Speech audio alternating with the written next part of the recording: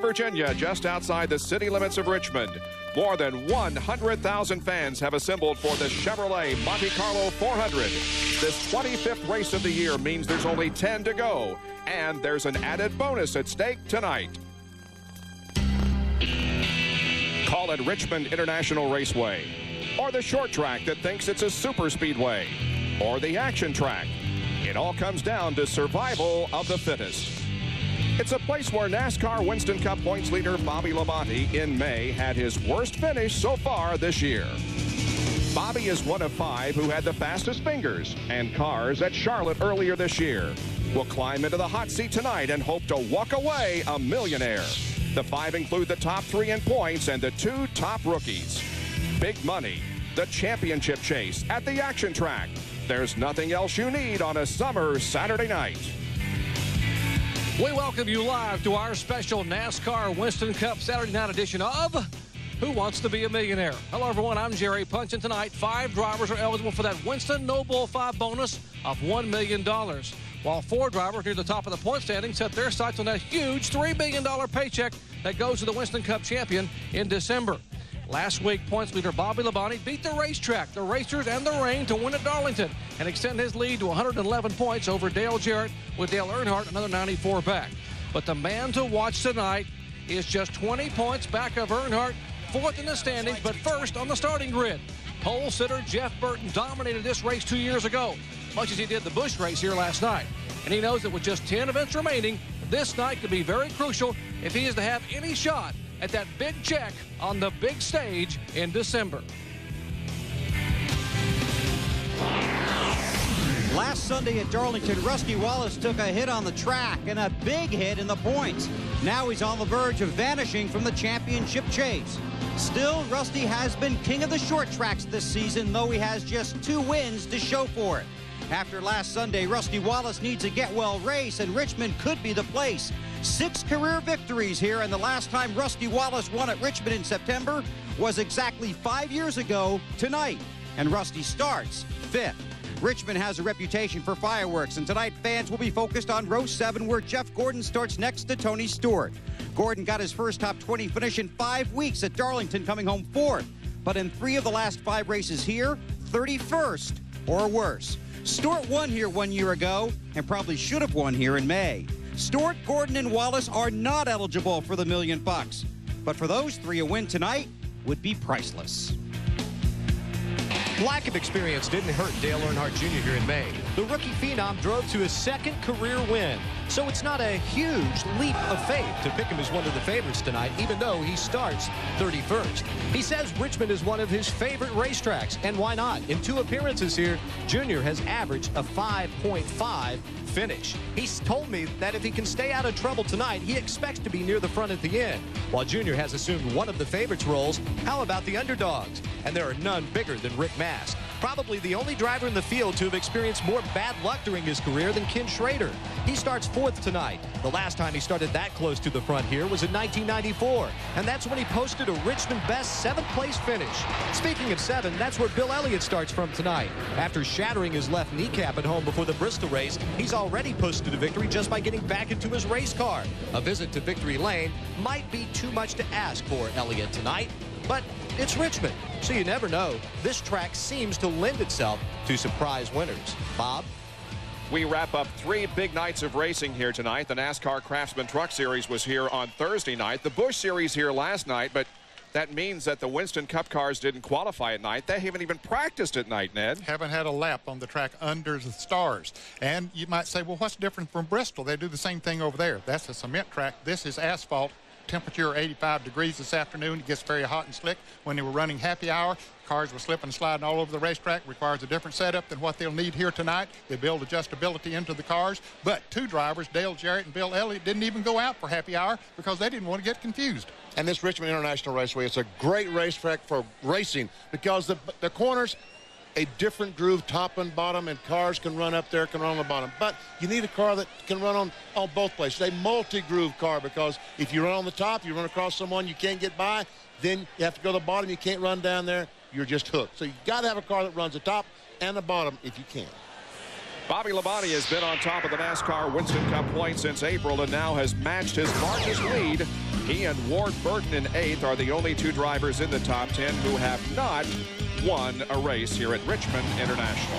The flyover is happening, and the command to start engines is next when we return. Gentlemen, start your engines.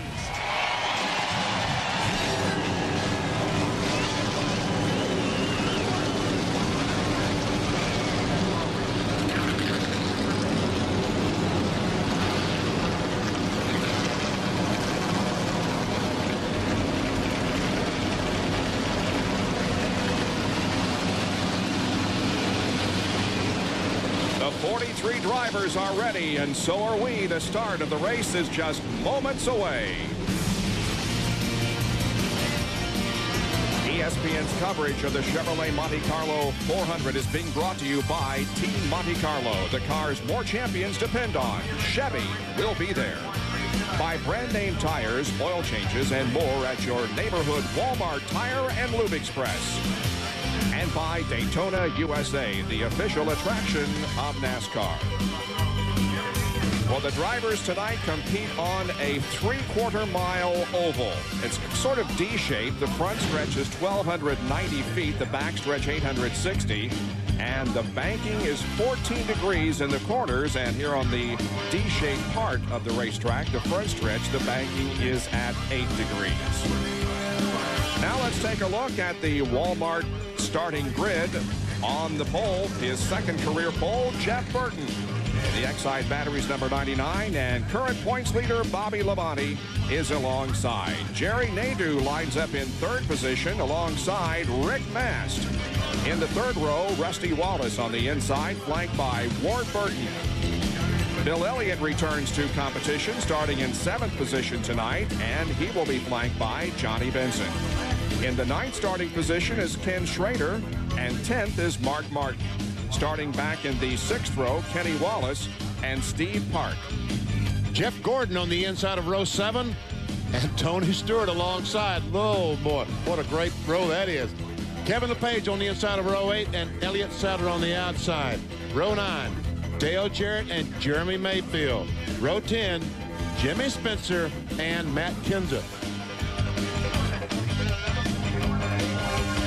And in row 11, we find Brett Bodine and Dale Earnhardt, one of the No Bull drivers here tonight. Row 12 is Dave Blaney and Jeffrey Bodine. He had a great run here in the spring.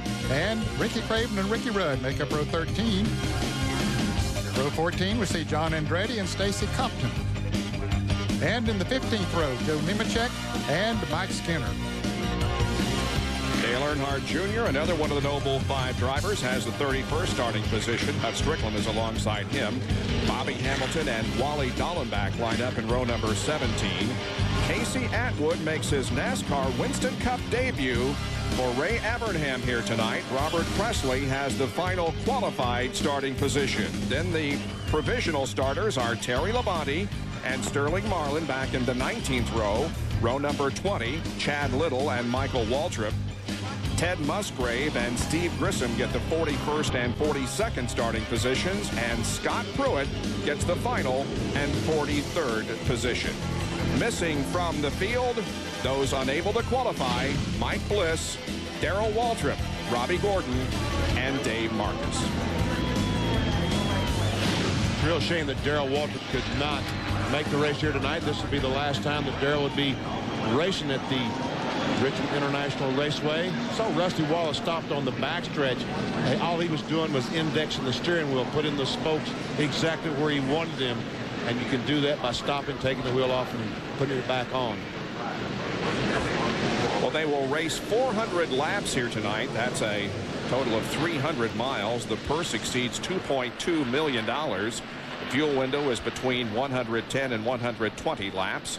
And the race record was established in September of 1997. Dale Jarrett at 109.047. We did have a new track record, an event track record, set here in qualifying, as Jeff Burton broke the previous event track record, which was held by Mike Skinner. So a couple of more warm-up laps, and then we'll be set to go in the Chevrolet Monte Carlo 400.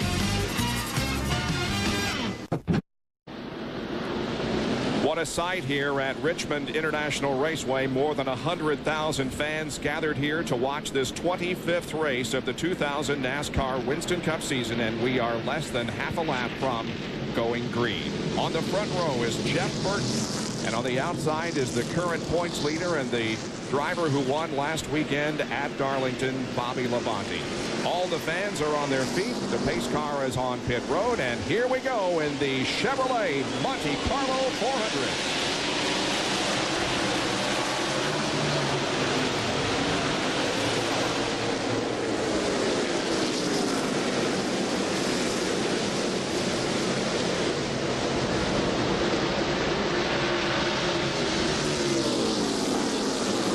Bobby Labonte will get those bonus points out of the way quickly.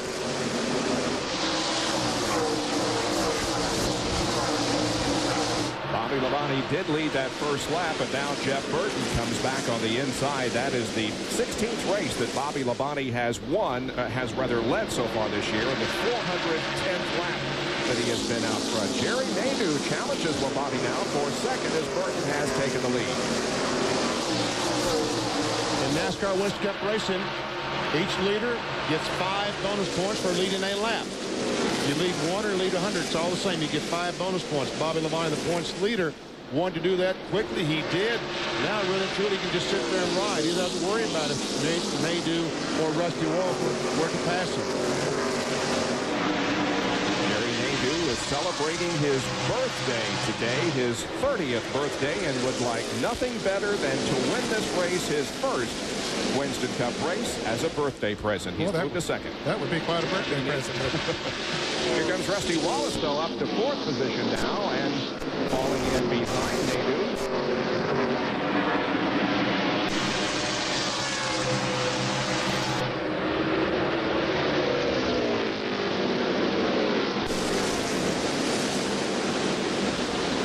Still a lot of cars running side by side. Back in the package, you see Rusty come on the inside of Bobby Labonte trying to take over third. So Bobby Labonte led lap number 1, now has fallen back to the 4th spot. Battle for 5th was between Ward Burton in the 22 and Rick Mast in the 14. Nice to see Bill Elliott back in competition after sitting out a couple of races because of a shattered kneecap suffered in a home accident. He was one of those drivers that chose not to practice in happy hour this afternoon because of the higher temperatures. He practiced well this morning in a 1-hour practice session when the temperature was cooler.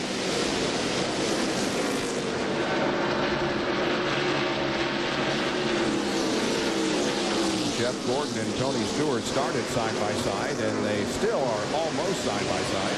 Well, check out Kenny Schrader there, the 36, the yellow M&M's car, started in 17th.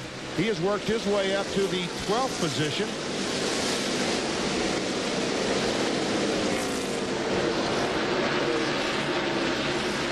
Almost had that position on Tony Stewart.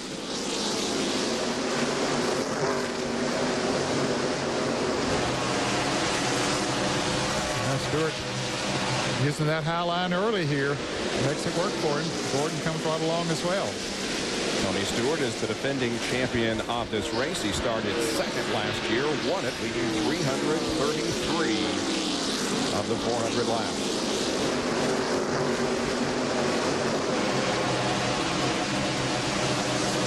That's Jeremy Mayfield in the 12 and Kevin LePage in the 16 that were running side by side for a while. And now here's Ricky Rudd and Dave Blaney running wheel to wheel. Thought they were 3 wide for just a second with that red car on the right of your screen. That's Ricky Craven. He and John Andretti are side by side. John in the 43 yellow and blue car. Before you look back in the pack, it reminds you of Talladega. They're still running side by side after 10 laps. Raymond and Joe Nemechek now.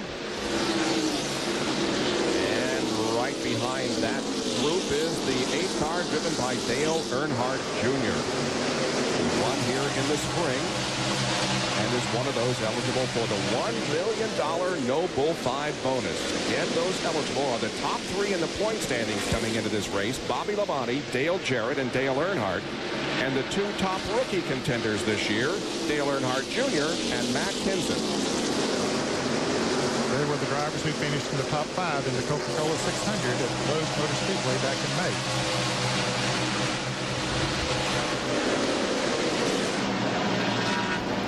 See, Tony Stewart, the 20 car, continuing on his march towards the front. He's now on the inside of the 55 car. And here's Jeff Gordon trying to go by on the outside.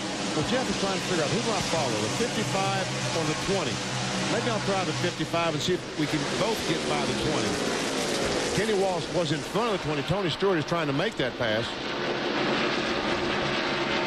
Tony and Jeff have lost some spots since the race started. Evidently their line did not go exactly the way they wanted it. They backed up a little bit.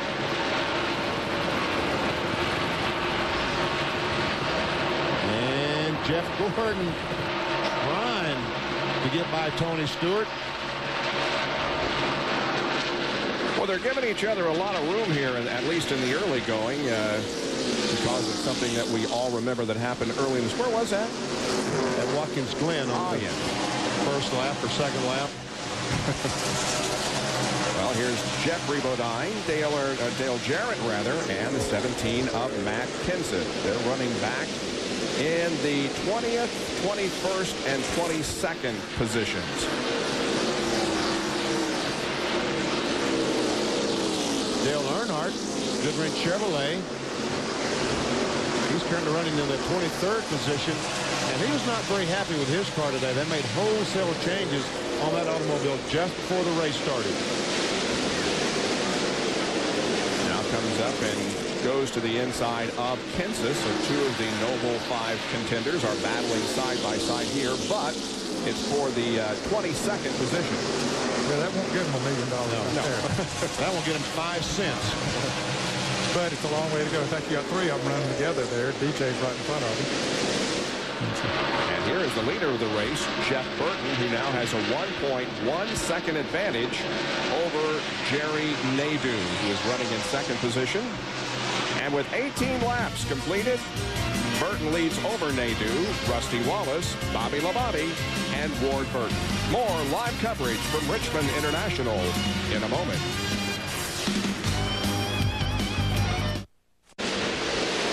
Back at Richmond International, Jeff Burton leads, but a challenge and, in fact, a change of position for second. That's Rusty Wallace, who has just gone to the runner-up spot, passing Jerry Nadeau. And that's exactly what Jeff Burton did not want to look in the mirror and see. Rusty Wallace, because on the short tracks this year, Rusty Wallace has been the absolute car to beat. Now, they beat him a few times, but he's been the guy to beat. Jeff Burton won the pole position here, his first since August of 1996. And what that does is make him eligible for the 2001 Bud Shootout at Daytona International Speedway next February. And there you see those who have accumulated poles so far this year. Let's go down to the pit area and get a report. Here's Bill Weber. Well, Bob, a smooth start for Jeff Burton, but his spotter, Bobby Hudson, called in a few laps ago and said Rusty is running a couple of hundredths a second faster each lap, but he's also running one group higher than you in the turns. So Burton moved up, tried Rusty's groove, and has improved his speed. So the spotter helping the driver get around Richmond. And here is Tony Stewart still moving up to the inside of Bill Elliott as he tries to take over the 8th spot. Now, he is the guy on the move. I misspoke when I said that he had fallen back from the start. He actually had started 14th. He had moved forward a couple of spots. He was 12th at the time. But now, as you see, as Bob told you, he's trying to take over the 8th spot from Bill Elliott. Well, Bill Weber, you were right, because last lap, Jeff Burton ran a 119.095, and everybody else was in the 118s and even a 117 in the top 6. Just that moving up the racetrack just a little bit allowed Burton to get an extra grip, a little more grip, and run around the racetrack faster. And Rusty Wallace was doing it first. Jeff Burton's spotter, Bobby Hudson, as Bill said, noticed it, called his driver. He did it and said, wow, I like that. Keeps the car a little bit freer. And in the wall up in turn number 1 is Michael Waltrip. Looks like he has had hard contact. Outside, just watch your back, slow up. A lot of damage to Michael's car, the rear of it. Michael had moved up 10 positions since the start of the race. He began from the 40th position and had moved up to 30th before the incident down in turn 1, and the back end of that car is really demolished. That's nasty. Let's see if we can see what might have happened to Michael Waltrip. There he is on the inside of the 50 car, and he just gets loose in the corner, like almost like on a dirt track. And watch this. Listen. Bobby Hamilton almost slides and crashes. And Jeremy Mayfield's got damage, Ned. Well, it's got a flat tire, I think, Bob. The right front tire, you see, is completely flat on that car. So they'll have a tough time getting the jack under. Said, lift it up, guys. Okay, he's got it now. Now the question, can he change the right size and get back out before the pace car comes by? It looks like he's going to be able to. Yeah, in fact, they're going to even go to the left side and change wow, those now as well. So 4 new tires for Jeremy Mayfield. The field is in turn number 4, and everybody else is coming in as Mayfield goes out. So here comes Burton and Wallace and Nadeau and Bobby Labonte, and everybody, probably just about everybody, will come in. Here's Jerry Punch. Well, guys, Rusty Wallace is one of the very few drivers I heard not complain of a car that had a push and beating tight in the middle of the corner. Rusty said, don't change a thing. 4 tires, clean the windshield, fill it up with gas, and I'm ready to go, guys. You said earlier, his 3rd brand new car of the year. Let's go to Bill Weber. No changes, just 4 tires and fuel. Remember, this team battled on pit stops a week ago. They put their guys back in position. 99 will beat them off, followed by the 2, the 18, the 22, and the 25 almost get together. On 4 tires. They made an air pressure adjustment to make the car a little bit tighter off the turns. The only adjustment for Dale Jr., air pressure. And now just about everybody is off of pit road. The leader of the race is going to be Sterling Marlin. Back with more in a moment.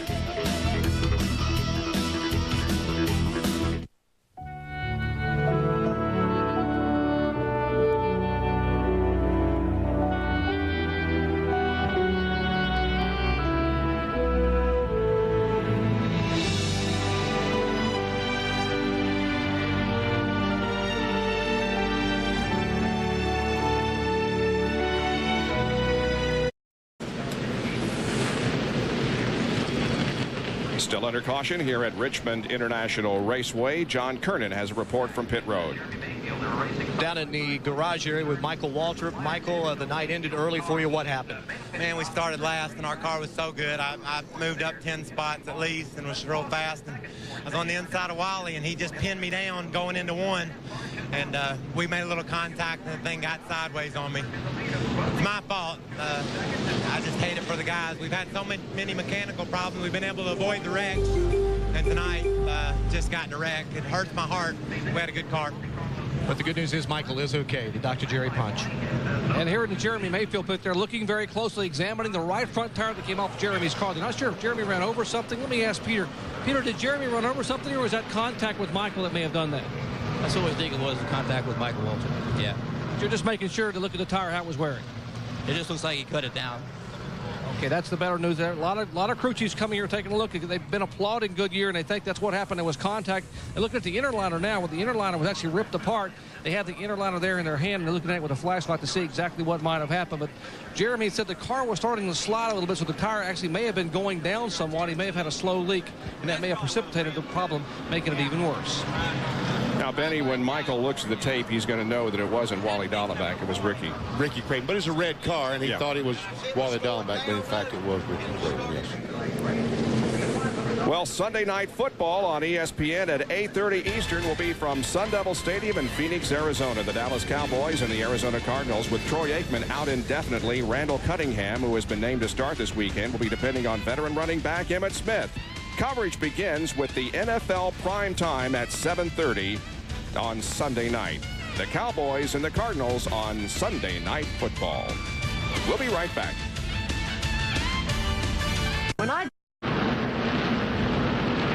Well, they're having 2 wreckers now in use, getting Michael Waltrip's car off the racetrack after his accident down in turn number 1. Let's get you caught up on a couple of things that happened during this caution period. The number 31 of Mike Skinner was caught speeding on pit road. He's at the back of the field. Jeremy Mayfield pitted early. The 40 and the 1 cars, Ted Musgrave and Sterling Marlin, pitted late, so they have both been given credit for leading a lap. Doc? Let me correct something. I misspoke a moment ago. We were showing you Jeremy Mayfield's tire. Now, this is not the inner liner. There are no inner liners here in a short track tire. This is actually the sidewall from the inside of the tire, and it's very hot. That's why I borrowed a glove to grab this thing up here. But it's the sidewall. Actually, it's been stripped away, not an inner liner. So I want to make sure we correct that for folks watching at home. And said, man, he knows better than that, and I do know better. I misspoke. It is the sidewall that we're looking at, and not the inner liner of a tire here on a short track. Guys? All right, Doc, and you can see that that tire was just cut in two, and that the bead of the tire had fallen down inside the tire. Well, the drivers are getting the 1 to go sign, so we'll be back to competition here in one more lap. Jeff Burton is back at the front of the field with Rusty Wallace, Bobby Labonte, Jerry Nadeau, and Ward Burton, the top 5.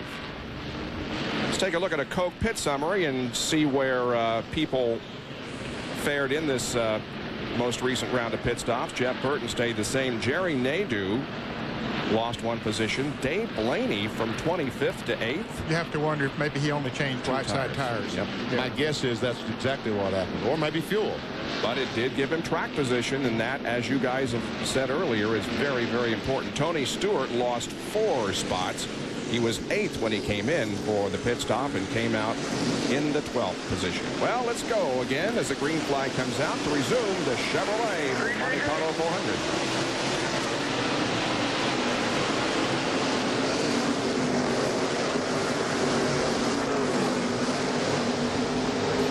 Well, they all started in single file this time for the first time tonight, but they were all single file, but take them on for the doubling up.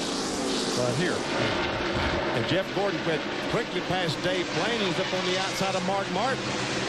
There you see him. And he goes by Mark Martin, moves into the 7th position.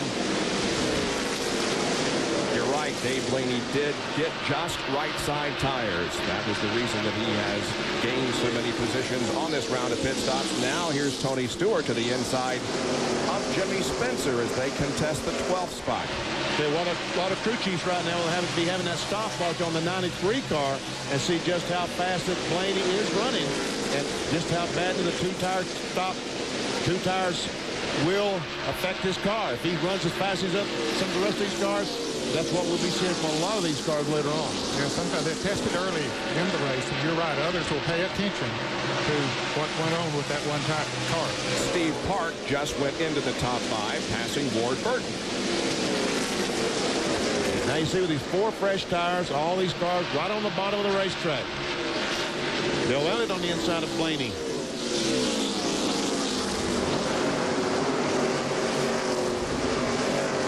Tony Stewart still trying to get by Jimmy Spencer.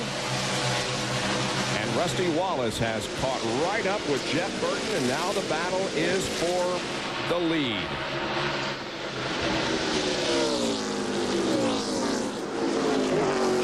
Trying to make it a clean sweep the last couple of days. He won the pole yesterday evening. He won the Busch race last night, trying for the trifecta here this evening. But Rusty Wallace is right there to challenge on the bottom of the racetrack, and that car went right around the yellow line. And he knows he needs to try, if he's going to do it on the bottom of the racetrack, he needs to do it early while those tires are still relatively new. But he didn't make it work that time.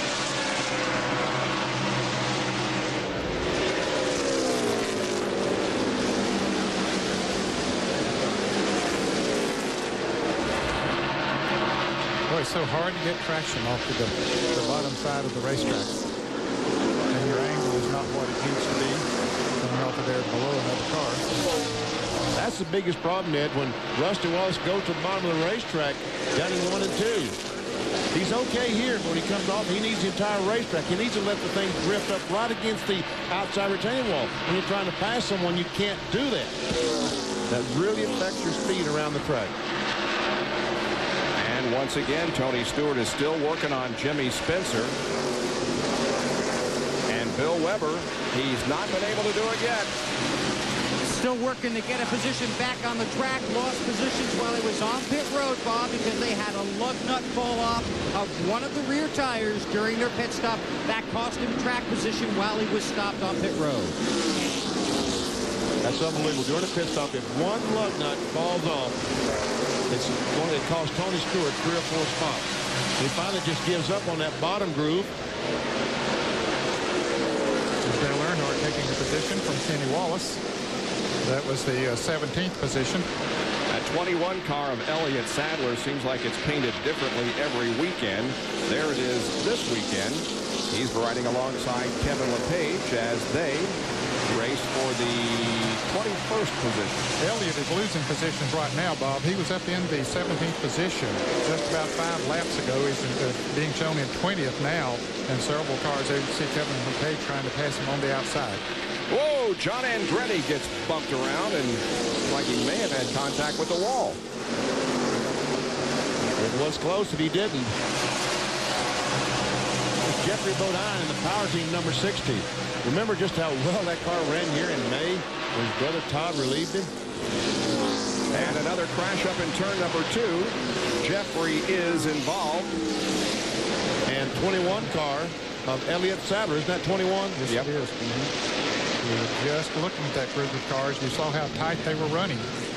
Jeffrey Bodine is in his 550th NASCAR Winston Cup start. Boy, he just drove right into the back of you.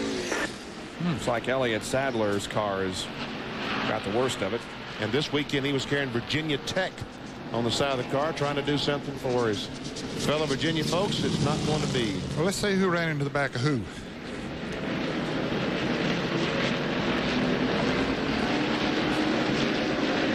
Well, there was a little contact there from the 43 on the 60 and shot the 60 up into the 21. Yeah, that's exactly what it looks like, Ned. And both those cars, I don't know that the 60 car hit that hard.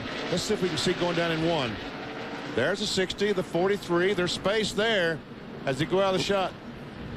The 60 snapped around so quickly, you would think there was contact. It's awfully hard to tell, but as quick as the 60 snapped around, that's what you would think happened. 3.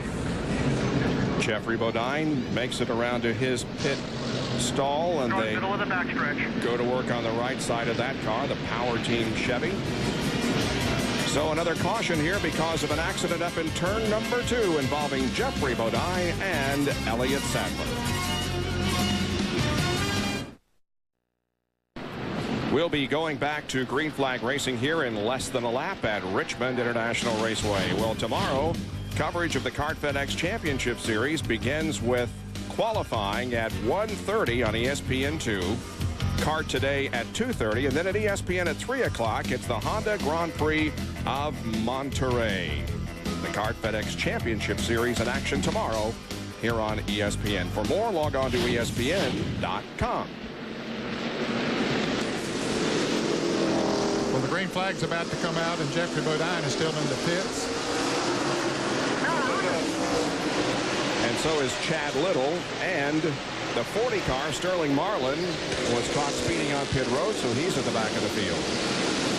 The 44 car and the 97 both, I'm told, ran the paddle at the end of pit road. The man that stands down with a stop and go, he put it at the stop. They did not, so they were black flag for running that paddle. And that's a 1-lap penalty.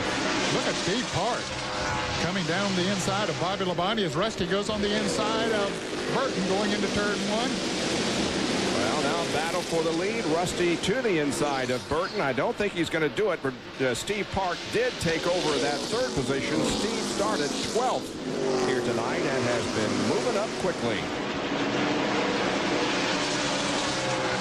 I remember a couple of races ago that Steve Park really had the field covered here, and he got caught up in an accident or something as Rusty makes that trial one more time, but it just don't work. It's so difficult to get the traction, and as Davey pointed out, you need to have it pointed in a different direction when you start off of those corners. See who's the fastest. Well, the first time it was Rusty, and now that last lap it was Burton. Look at that, 120 mile per hour exactly for Jeff Burton.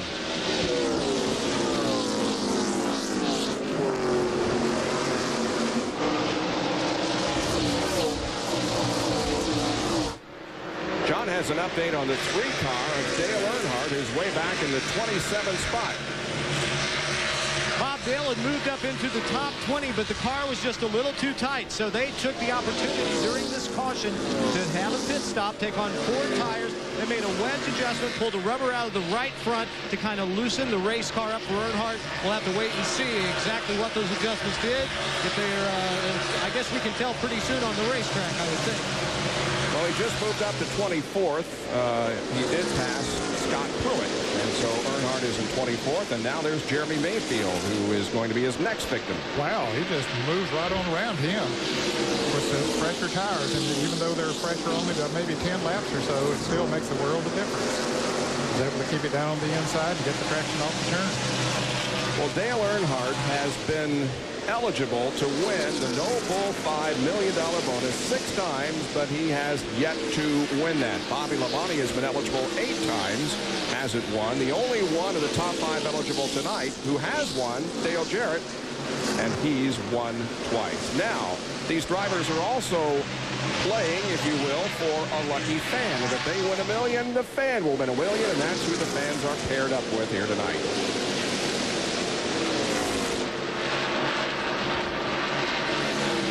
Here is a gaggle of cars.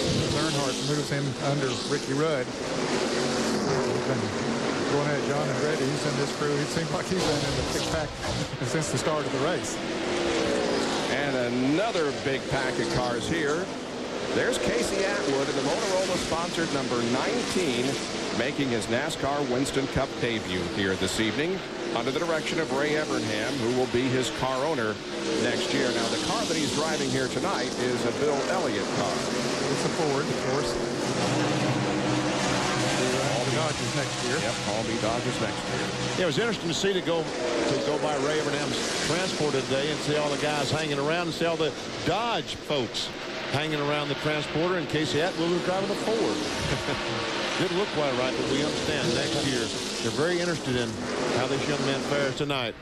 Oh, a 3 wide here with Andretti, Brett Bodine, and Dale Earnhardt. Oh, they ran all the way through the corner. Contact there. Wow. Didn't work.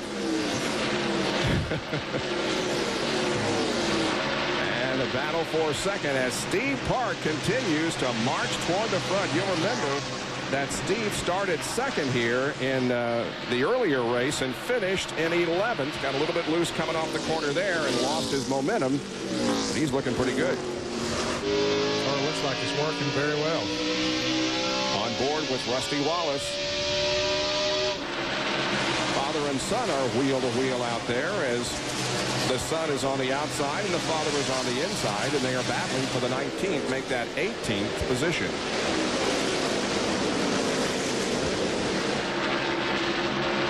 Eligible for the bonus. And you can tell the ones that are by the red numeral on the top of the car. Pennzoil Copter Cam is circling overhead and giving us these aerial shots of the 3/4 mile at Richmond International Raceway. And Dale Earnhardt, the 3 Goodrich Chevrolet, seem to be making more progress on the bottom of the racetrack than anyone else we've seen all night long. He's made an impressive run up through the field after that pit stop. See, Dale Earnhardt on the restart, since the restart, on lap 61, he was 29th, and he's worked his way up to 18th, and he's doing it, as I said, on the bottom of the track.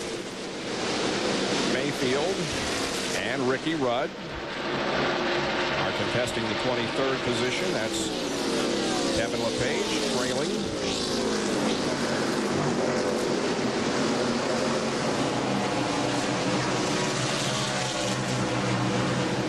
Ricky Rudd, a former winner of a race here at Richmond. He won the spring event. It was held back in February in 1984 when he won. Last time the car that Ricky Rudd is driving tonight was on the racetrack. It was into the wall at Pocono in July. They put a new snout on it and a right frame rail and 2/3 of the body.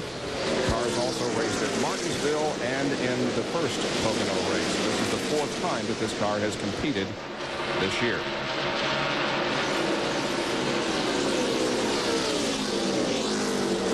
While we're watching this battle will tell you that Tony Stewart just took away the 8th position from Mark Martin. I think Tony, when that lug nut fell off during the pit stop, has fallen back to about the 12th position. So before this gets all sorted out, we'll get all these good cars together before the night's over. Tony Stewart will get up there, and we'll see who's holding what.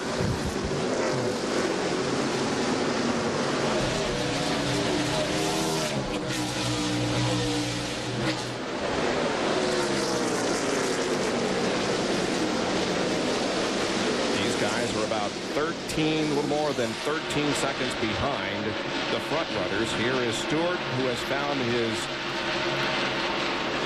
teammate, if you will, or at least rowmate when they started this race. They started side by side, and Tony Stewart now takes away that 7th position, and Tony took her below the yellow line. Yes, sir. He was right on the bottom of the racetrack.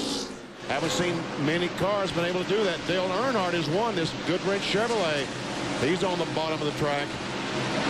Again, we see 2 Noble 5 drivers running together. This is for 16th and 17th, and right behind him is another contender, Matt Kenseth. Earnhardt's car still working down on the bottom side of the track. Very good. So whatever adjustment they made in those 4 new Goodyears they put on there has put him on the go. Well, 3 cars have been designated now as officially out of the race. Jeffrey Bodine, Elliott Sadler, and Michael Waltrip. And for Michael Waltrip, it's his 8th DNF this year, and that ties him with Bobby Hamilton for most DNFs. Rusty Wallace, his crew watches him in 2nd position. He's trailing Jeff Burton with 81 laps completed. At the Chevrolet Monte Carlo 400 at Richmond International Raceway, Jeff Burton has about a 6-car length lead on the battle for 2nd position, and that battle is between Rusty Wallace, and he sees to his left Steve Park right on the bottom of the racetrack. Let's see who comes out with 2nd place. Well, Rusty holds him off. Steve Park made a run at Rusty Wallace 10 or 15 laps ago, and he went up there, run the bottom of the racetrack, trying to pass Rusty. Saw that he was going to have to use the tires up too much, so he backed off, and he's now making another run at Rusty, and it looks like it's going to be as difficult now as it was 10 or 15 laps ago. And while Jeff Burton has been trying to get around the lap car of Chad Little, they've caught up to him, and Rusty's going to try to seize the opportunity. Wallace looking for the lead. Got him pinned up on the high side of the racetrack between Chad Little, and Rusty will take the lead. He'll get the 5 bonus points. Whoa, and Rusty is way out of control. Wow, you're right. When you said way out of control, you did not misspeak, Bob Jenkins. Well, he maintained his position, though, and does pick up the bonus lap points for leading a lap. That, by the way, puts Chad Little now 2 laps down. The only cars that are not on the lead lap and still in the race are Steve Grissom, who is 2 laps down, and now Chad Little, 2 laps down. And both of them were penalized to lap 4, running the stop sign on a yellow flag pit stop. Now the battle is for 2nd between Park and Burton. And the bottom of the racetrack just still can't get the grip down there that you need. Well, BP, let's look at it again. Folks, this is something. Watch this. Rusty comes off the corner, and look at this thing go, and he somehow brings it back and maintains his momentum. Normally, when you bring the car back, you have to back off the gas, and you also got to get your heart beating again. Yeah.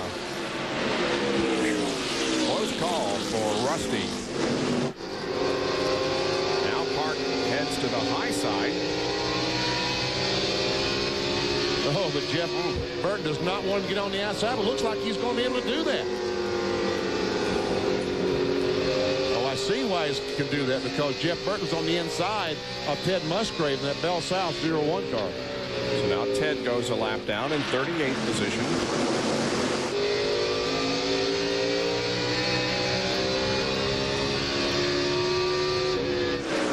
Rusty Wallace, as you can see now, has a couple of cars between himself and the 2nd place car.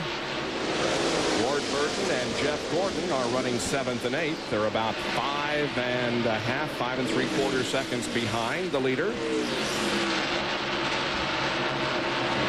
Well, Steve Park takes second position from Jeff Burton. Going by Wally Dallenbach. You see the 18 car, Bobby Labonte, has just about caught up with that group. He has. He was back about 3 or 4 seconds, and now he's got it down to about 2 seconds from the leader, but he's up with the 99. Pretty close. Bill Weber has more. Well, it's been an interesting night so far for the 22 of Burton and the 24 of Gordon. Ward's car was loose early on. They tightened him up on that first stop, and then Ward said the car is a ton better. Now it's a little bit too tight. Just the opposite for Gordon. His car was too tight at the beginning, but they did loosen him up, and that improved the ride. One other thing about Gordon, they are looking at a potential overheating problem. Temperature's been up around 230, comes back down to 210, and starts to climb a little bit. No talk about it the last few laps, though. Ward just did lose the 7th position to Gordon. Ward has made his Winston Cup debut here at Richmond in March of 1994. His most recent top 5 came at Bristol on the short track in the early part of the year. Finished 3rd at Bristol. Up front, it is still Rusty Wallace showing the way. And you can see back there the second place car of Steve Park. Jeff Burton running in 3rd. But Rusty Wallace is now in the lead. He has been there for the last 9 laps as we are approaching the 1/4 mark here at Richmond. For the 3rd time tonight, the caution is waving over Richmond. Jeremy Mayfield ran into the wall and flattened the right front once again. Pit stops are underway. Here's the doctor.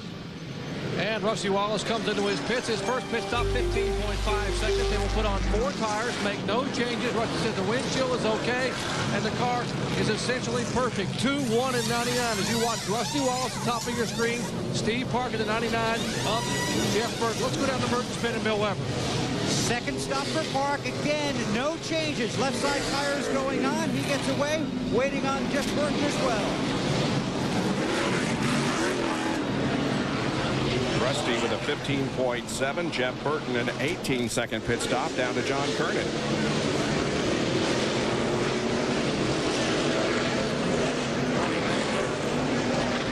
Dale Earnhardt was in for 4 tires. They were a little slow on the left rear, 16.7 seconds on Earnhardt's stop. No adjustments. A little bit of a fire there at the back end of Kenny Schrader's car. What happened? Jeremy Mayfield made a pit stop with that flat tire. They changed 4 tires. He started to lead. He got in Kenny Schrader's pit box and stopped for some reason. He backed up, and when he backed up, there was something burning left in Kenny Schrader's pit stall, and it kept burning when Schrader made his pit stop. As soon as they spilled any gasoline making a pit stop, the gasoline ignited, and it was pretty big there for a second. I saw that piece, whatever it was, burning down there in his pit stall, and I thought that the crew would stamp it out or something before they made the stop. What's the smoke there? There's some smoke coming from Schrader's car now. Jerry Punch, what's going on? Benny, the 12 car, so you're exactly right. The 12 car came through. They lost a brake pad. It was the brake pad that ignited whatever was on the ground there in the 36 pit, and that's where the problem was. The brake pad off the 12 car for Mayfield, and that's what precipitated the entire fire. So, but Mayfield's got bigger problems. They'll continue to look at the tires that are rubbing on the fender there and coming away. But obviously a scary moment there for Kenny Schrader and the M&M's team. Well, here's why we're under caution and why Jeremy has another problem here tonight. The right front tire, once again, the second time tonight we've seen Jeremy Mayfield's right front tire go flat. Now, there was not a lot of damage or contact with the outside retaining wall. He might have scrubbed the wall, but not a lot of damage. The problem is they're trying to knock the fender back out. I guess they're afraid that the fender's cut the tire. And probably when the tire went flat and it started tearing apart, that's what tore up the front end as opposed to the wall. So Jeremy Mayfield, who looked so good for a while at Darlington last Sunday, has had all kinds of problems. Here tonight is 2 laps down already with 108 completed. Rusty continues to lead. 3 days. Chevrolet Monte Carlo 400 under caution again for the 3rd time tonight. 110 laps completed. They'll be going back to green this next time around. All right, here's another Coke pit summary for you. Wallace maintains his position. So does Park. Earnhardt moves up 5. And Blaney loses 4 positions. Matt Kenseth moves up 5 spots. Most impressive thing there is Earnhardt. You remember he changed 4 tires when his pit stop on lap 56 and went to the end of the line. He worked his way back to 15th. Then he made this pit stop. He's already up to 10th. I think it's reasonable to say we can Go for him to work his way on up a little bit further.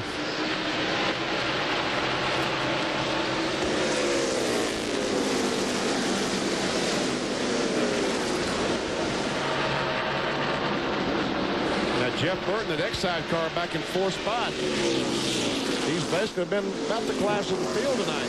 Let's see if he can work his way back to the front. Burton has led 88 of the first 112 laps. Rusty Wallace has led 22. Marlin and Bobby Labonte have led a lap each. From the points leader, Bobby Labonte, we look back to Jeff Burton. Tried on the outside, couldn't do it. See what he does down in 3 and 4. He's going to try it again, and I'm sure that Bobby Labonte's spotter is warning him that Berg's on the outside. Yes, there he goes. He'll take that spot away. Car 01 of Ted Musgrave is 1 lap down.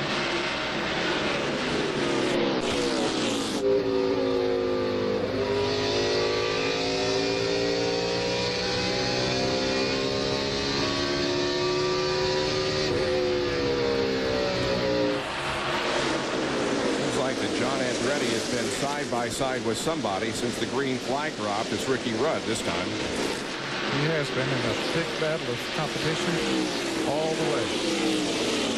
He's earned his money. See Dave Blaney there in the Amoco car. Oh, here's a good battle, and this is up in the 5th, 6th, and 7th positions. That's Stewart, Jerry Nadeau, and Jeff Gordon. Ward Burton right behind him. I think what we've seen tonight, I think Tony Stewart has a good race car tonight. If he ever gets up there with the 1, the 99, and the 2, I think he'll be able to race with him. Well, he's pretty close in terms of positions, but still a little bit of racetrack to go before he catches up with the Bobby Labonte car that's running 4th. Here comes Earnhardt to the inside of Elliott. He's 4-9.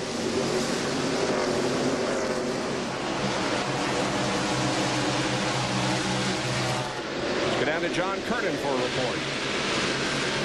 I know a little bit earlier you remarked on how Dale Earnhardt was making his moves on the bottom of the racetrack. The car is running well there, but it's also out of necessity because Earnhardt thinks they might have put too low a gear in the rear end. So if he runs the higher groove, he's got to let off a little bit earlier going into the corner so he doesn't get the RPMs. He doesn't turn the engine a little too much and damage it. So keep an eye on Earnhardt and the line that he runs out there, because if he stays on the bottom, he should be able to keep the RPMs in the range that he wants to.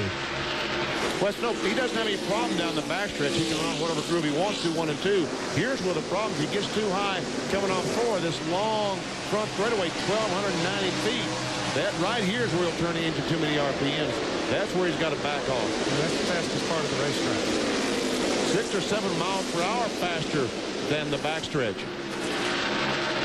From Casey Atwood's onboard camera, watch to the right of your screen. Dale Jarrett into the wall. Wow. Kind of brushed the wall when he came off the corner. DJ is running back in the 12th spot right now as we keep an eye on the 2nd place car of Steve Park up ahead. Oh, and Joe Nemechek slammed that wall. Trouble in 1, 33 up against the wall. Caution is out. Boy, he has had very hard contact. John, what happened? Bob, I have a sneaking suspicion that a valve stem on the left rear tire of Joe Nemechek's car was knocked out. Just before that, coming down the front straightaway, he got together with Kenny Wallace, and I'm betting he either cut the tire down or he knocked the valve stem off of that left rear tire. Well, there's a piece of debris that all those cars are running over. Yeah, something Joe Nemechek, just when he got down to the corner, just violently snapped around. And John, you're certainly what it looks like. But here he comes off the corner. The 33 on the outside, the 55. And right there, we see where they rub. We saw the smoke. Now the 33 goes down in the corner. And watch this. The car just snapped around. The left rear tire is flat. Yep. Yes. See it go flat. Boy, John Kernan was right on top of that, knowing what happened there. Yes, he was. Attaboy, John.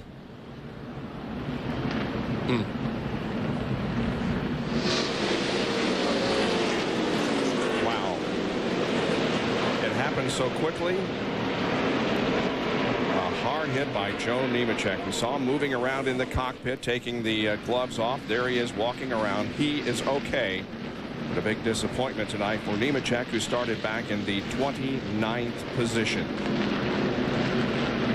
Well, we're under caution for the 4th time this evening, as 122 of 400 laps have been completed at the Chevrolet Monte Carlo 400.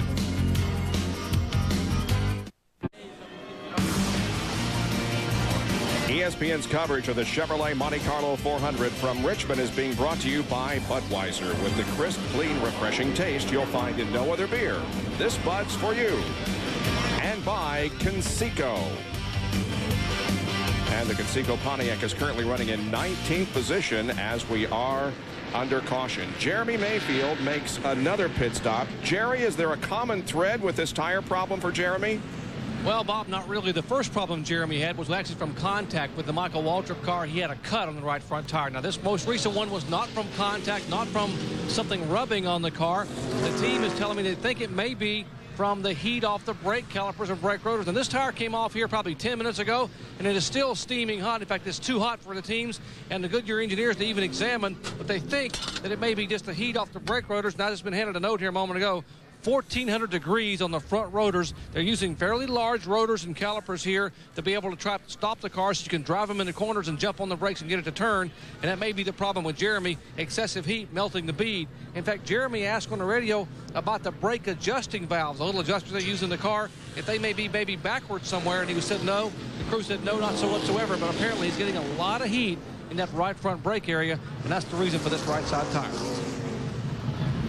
He's coming in once again, and he has fallen 2 laps down now in 39th spot. Here's a Napa Field summary for you, showing you where everybody is running right now. The top 15 led by Rusty Wallace, then the pole sitter Jeff Burton and Steve Park, who has had a great race here in the first 126 laps. There's 16 through 30. Kevin LePage tops that. Page. Strickland running in 30th position, and there you see that we have 3 cars out of the race, and Joe Nemechek, the most recent victim.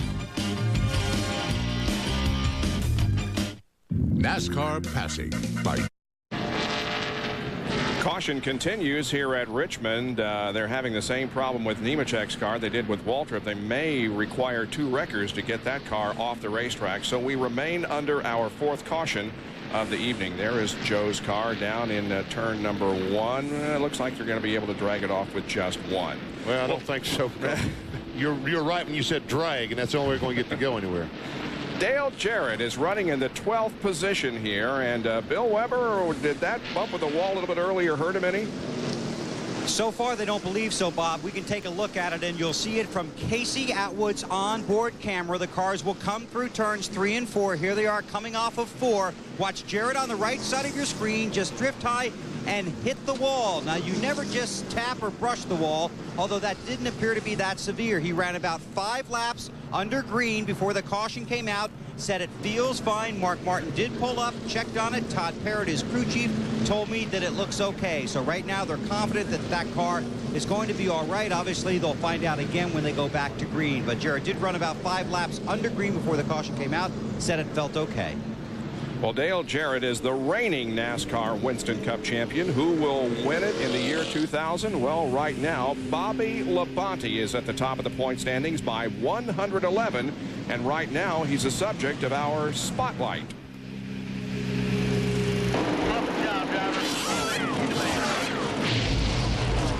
Favorite thing is the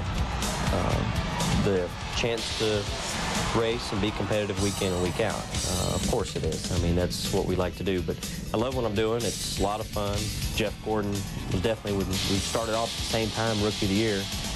Well, gee whiz, look what happened to him, you know? So it's like, that's a pretty tough competitor right there. I mean, he's won a lot of races and, you know, a lot more than I have. You know, it's like, you know, maybe one of these days we'd like to be the good car. Yeah, that would be pretty good, wouldn't it? You can get your teeth knocked in because you think you got it figured out. You really don't, because it's so competitive down the line through the top 43 cars that Rusty Wallace, Dale Earnhardt, Terry Labonte will have it figured out better than you will tomorrow if you think you have it figured out today. 10 races to go in the 2000 Winston Cup season, and Labonte holding on to the lead that he has held since California in April.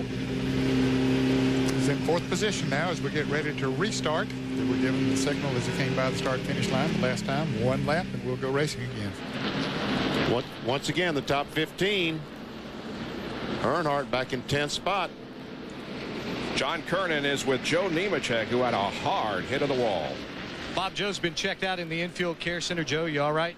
Oh, yes. Just want to say hello to Andrea and all my family back at home. Now I made it up. I'm okay. That's probably the hardest lick I ever taken. Cut the left rear tire down going in turn 1, and that's the first time that's ever happened to me, and it was a wild ride. Fortunately, Joe is all right, Bob. And the race is back under green.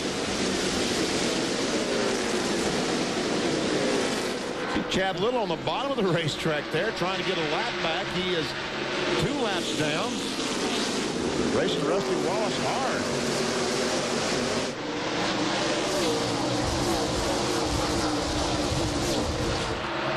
There were several of the lap cars that made pit stops. Chad might have been one of them. I'm not sure, but I know Terry Labonte and several others that were lapped down did make a pit stop, so could have on fresher tires.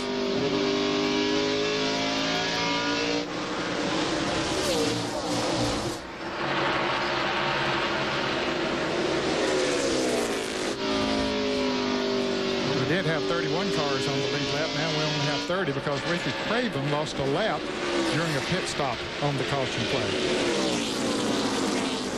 Well, Chad Little will not get that lap back from Rusty Wallace. Now, the next question to be answered, can Jeff Burton pass Rusty Wallace? And last lap, Burton was just a little bit faster than Rusty. Rusty ran a 120.0 and Jeff was at a 120.2.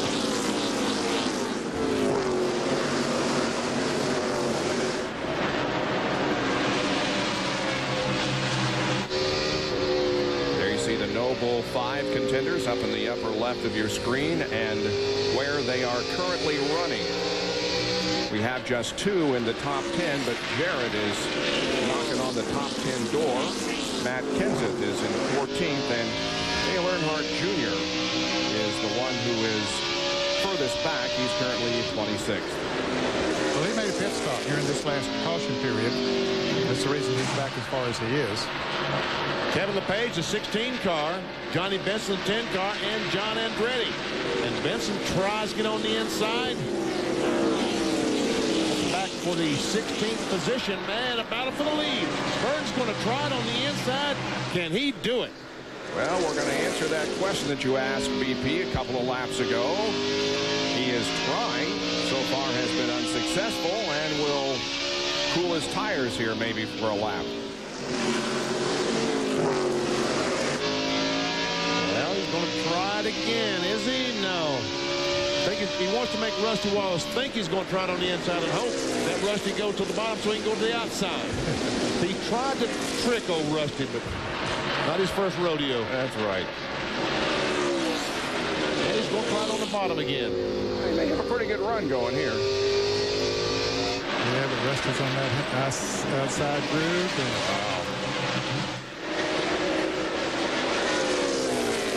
And while that battle rages, not too far behind in third is Steve Park. Terry Labonte in the 5, Casey Atwood in the 19. Behind them, Dale Earnhardt and Bill Elliott. On on board with Casey Atwood, the Motorola onboard camera. Looks back at Terry Labonte. Both Atwood and Labonte a lap down. They're battling for the 32nd position. Casey Atwood's just hoping to get a lot of laps in. I heard him. I was down in their stall in the garage this morning. Ray Evernham, after they made the field, said, "Okay, we've accomplished goal 1. Our goal 2 is to finish the race." And then he said, "On the lead lap." Jimmy Spencer and Johnny Vincent are going at it. That's for the 17th position. And there is Rick Mast, who is running in 20th spot. Rick is trying to get on the inside of Kevin LePage. Thought they bumped a little bit, or Kevin got a little bit loose on the outside. Maybe they didn't bump, but came close. Mast in happy hour was trying to make his Pontiac work down on the inside of the racetrack, and we're doing a pretty good job of it, Ken. Rick started up in the 4th position, is currently 19th.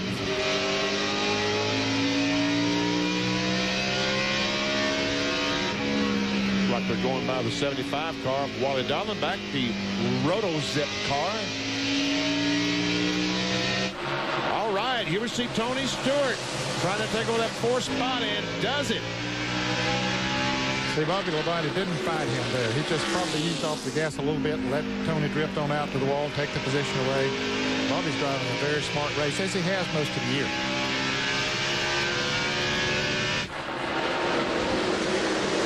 Jerry has more from pit road.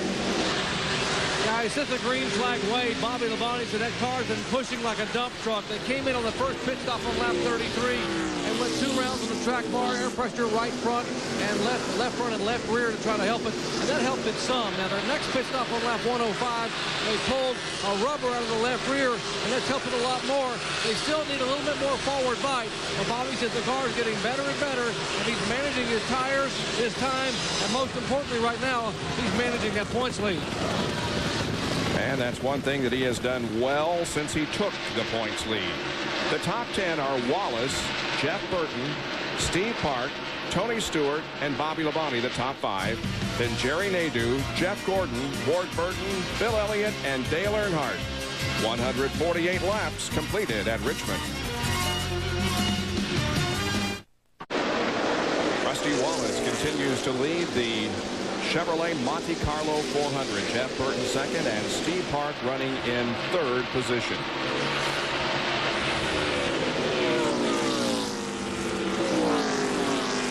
And these cars are so equally matched. It's really incredible.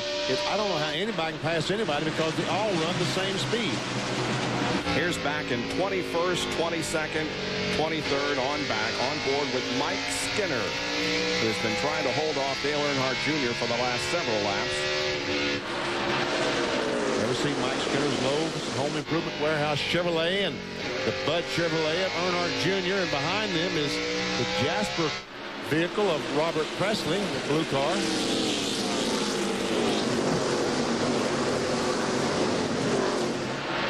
31 got real loose a couple of laps ago. Dale Jr. pitted and changed 4 tires, and he restarted about the 29th position.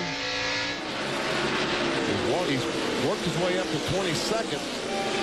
But right, he is hitting a brick wall. In the form of Mike Skinner. Kind of like my weight losing program. Hit a brick wall.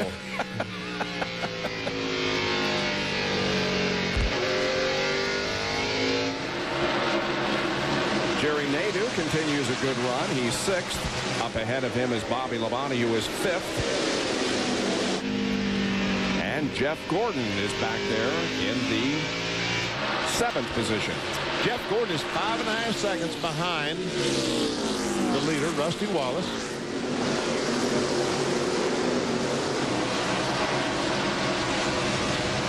Gordon's driving a brand new car here tonight. It has been tested, but has never raced until tonight.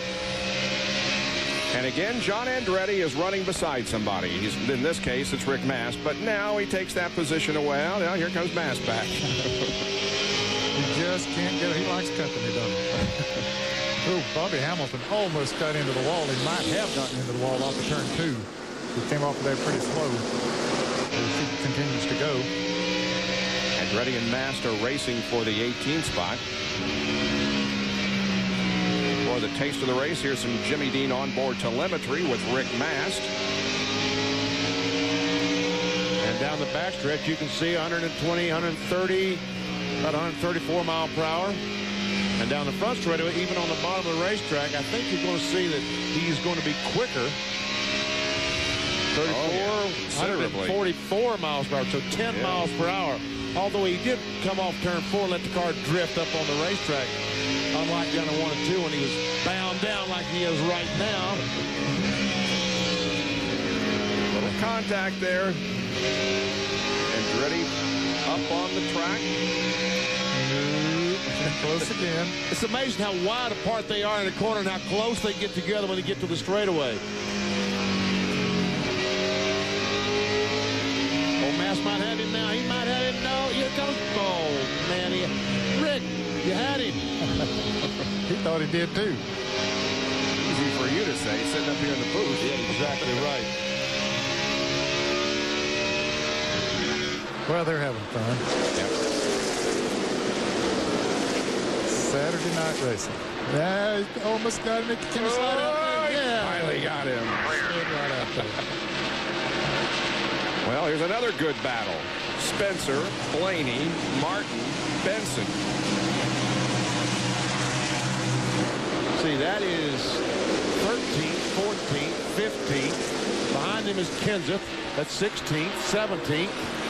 And our next car that comes in this picture would be Rick Mast at 18th.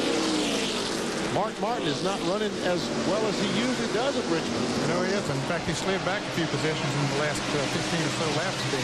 He was up there in the 11th position, and now all the way back to 16th. Mark has had 3 top 5s in the last 5 races here, but his other finishes were 32nd and 35th. As we watch this, Jeff Gordon has moved in front of Jerry Nadeau, his teammate, to take over the 6th spot. And he's only about 0.2 of a second behind Bobby Labonte.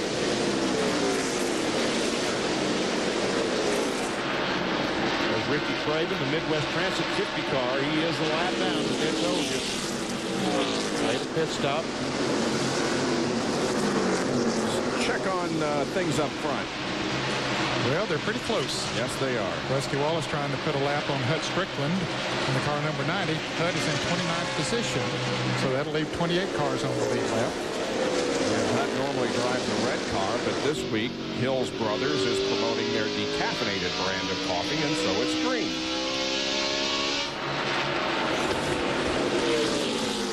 As we watch this, the points leader, Bobby Labonte, the Interstate Batters Pontiac, he was about 2.5 seconds behind Rusty Wallace, the leader. Now he's fallen back to 6 seconds behind. So, as Jerry pointed out, they've been making changes on the Interstate Batters car, but they've got to make some more.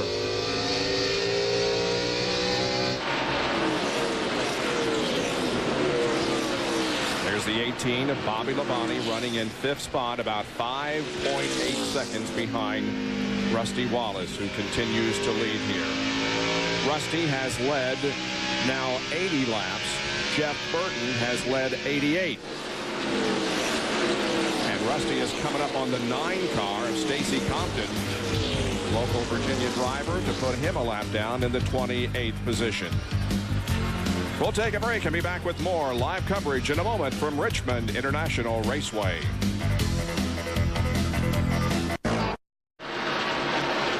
Welcome back to Richmond, where Rusty Wallace continues to lead, but the story of the last few minutes is Dale Jarrett. He came into the pits trailing sparks, indicating the right front was down, but it looks like that it's a pretty serious problem. They're still working on the right front. Don't know exactly what they're doing, but they're still working. When they took the tire off, they found something. There you see the tire. Oh, I see. He made some pretty good contact with the wall up there, Ned. Yes, it did. Apparently the tire went down or something. Anyway, it got into the wall and a lot of damage. And then until he got back to the pits, there was a lot of damage to that car. Jerry?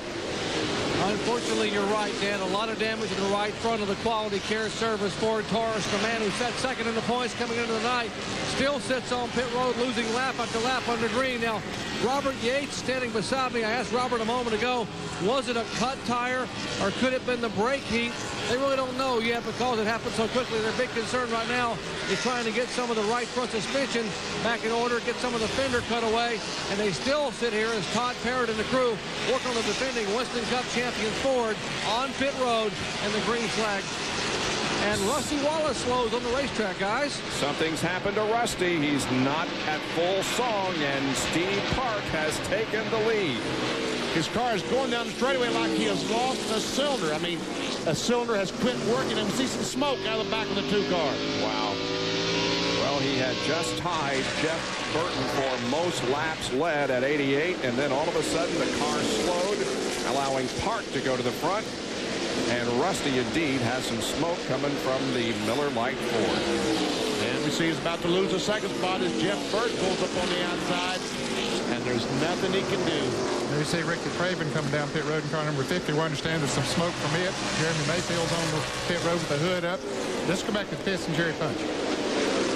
Well, Rusty Wallace, you're exactly right, guys. Lost a cylinder, and now we're getting a lot of vibration inside the engine. And Rusty said a moment ago, it may just be blowing up, guys. And what a great run he's had early on. He's just going to try to hang on, but it's just apparently getting worse and worse as the team stands and watches Rusty, a brand-new race car, the class of the field early on. And now he's riding on 7 cylinders at best and trying to be able to hang on as long as he can. Even old Smokey's going by. Talking about Kenny Strader in 36 car.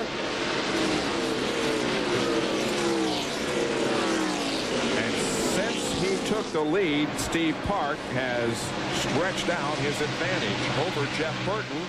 The official distance is 1.5 seconds, and he moved that up from 1.3 the previous lap. And look at Tony Stewart, who's in a position to challenge Burton for second. And he's making that challenge down the backstretch. He had a great run off turn 2. Got it. Well, not so quick. I said got it. You're right, Bob. I should never argue with you, Bob. Oh, yeah, right. So Tony Stewart now second, Burton third, and another crash. Here's Dave Blaney visiting the wall. Third turn slides down the banking and onto the apron of the racetrack, but it does bring out our 5th caution of the evening. And you can see the right... Come on. See the right rear tire was flat on the Dave Blaney automobile. And there's another car spun. Was that the 10 car? Or Kevin, there's another car spun. There's 2 cars spun back in the corner there. And the other one is Jimmy Spencer. Oh, man. And he's got some major damage. So it was a 2-car incident up in the 3rd turn involving Blaney and Spencer. Here it is. Oh, Spencer. Whoa. Spencer just gets... Oh, the 93 car was trying to go under the 26 car. Yep. So he was the victim of circumstances there. Uh-huh. He cut the right rear tire on Blaney's car down. Now all the leaders coming down pit road. 22 cars on the lead lap, and probably just about all of them will be making pit stops. Labonte the first to flank off and find his box. Wallace finds his mark. And now Steve Park. And that crew goes to work. Jerry? Winston Cup points leader Bobby Labonte says the car is finally coming in. They're going to put a half-pound air pressure back in the right rear. Said otherwise, don't touch it. 4 tires. Bill Weber. 4 tires and fuel for Park. He fights it in the beginning, but he's good on the long run. He's on his way. No, a close battle off pit road between Park and Stewart. And a very close battle between Jeff Gordon and Bobby Labonte. Mass rolls out after getting his service. And you saw Rusty Wallace also come out there, but the word on his car was that a big vibration, and he thinks it's blowing up. Well, the track crew is out there cleaning up the debris. All right, let's check out the crew cam on the Pennzoil Chevrolet. Kelly Kellis, the front tire changer, takes the tire off. Trip Bruce throws it on there. He puts some lug nuts on. All right, let's go to the left side, guys. He switches the gun. Watch the sparks fly. That's awesome. Trip Bruce throws it on there. All right. All right, let's go. Good stop. All right. Yes. Man, don't you love it?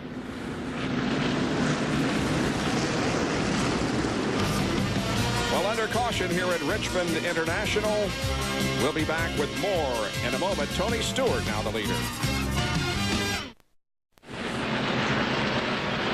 On board with a pace car, looking back to Tony Stewart, Steve Park, Jeff Burton, Bobby Labonte, and Jeff Gordon, the top 5, as we are within a half a lap of going back to racing from our 5th caution of the evening. All right, those guys on the 20 car got your man out in front. Good pit stop, guys. Get a little something in the paycheck on Friday for that pit stop. Okay, here we go. 22 cars on the lead lap. Nearing the halfway point of the Chevrolet Monte Carlo 400. Now being led by the Pontiac of Tony Stewart, but boy, look at Steve Park. What a run that Park got on the outside. Wow, he just drives around Tony. It's like Tony Stewart is on 6 cylinders as Jeff Burton goes by. Is Tony Stewart on 6 cylinders? What's up? Boy, something happened. Just in one lap, Stewart falls back to 3rd, giving the lead once again to Park. But now here's Jeff Burton challenging on the inside. This is the first time that Steve Park has led a race here at Richmond. Really? I remember one night he ran so good, I thought he was leading the race, but I remember one night he had a tremendous run here a couple of years ago. And Jeff Burton's got a tremendous run off the corner. That's always a tough spot. Are they going to make contact when they get off that corner? That time, they did not. Now Burton comes up, moves Park up the hill all he possibly can, all he thinks he can, without making contact.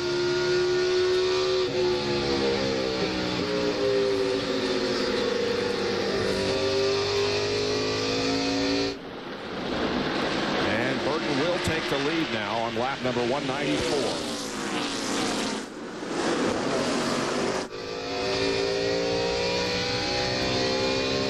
12 car, Jeremy Mayfield has gone behind the wall. The 11 car, Brett Bodine sits on pit road. And the 26 of Jimmy Spencer also went behind the wall for that crash on the backstretch. Well, Tony Stewart is maintaining his 3rd position at the moment, although Bobby Labonte is right on the rear spoiler of that car. I got a feeling, Bob, that maybe that set of tires just doesn't feel right to him. And Bill, what's wrong with Tony, if anything? Bob, at the beginning of runs, his car is tight. So what they have is that car is set up for long runs, very similar to the Steve Park car, which he has to battle at the beginning of the run, but comes to him later in the run. Stewart's car is just tight at the beginning. He's got fresh tires on there, but they did have a great pit stop, 14.99. The car should come to him in a couple of laps, then he should start moving toward the front again.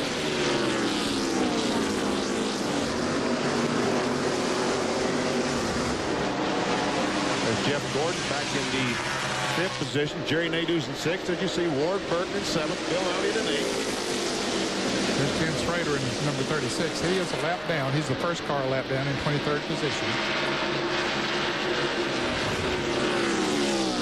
Staying on the low side of the track, giving those guys that high groove. They appreciate that.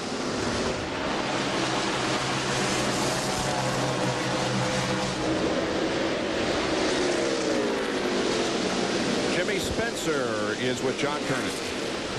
And Bob, for the 2nd week in a row, the 11 and the 26, some problems out there. Jimmy, do you think it might have been payback? Payback? He caused the accident last week, and he deliberately hit me again. I guess NASCAR's going to have to do something, but I won't do nothing about it, you know. I'm just ashamed of the Kmart people and feel real bad for him. You know, we had a car capable of being in the top 5 for that Winston No Bull 5, and he ain't worth my sweat to go after. That's what I got to say. In the payback department, I meant for what Jimmy had said last week. I wasn't inferring that Jimmy caused the problem last week. Bob?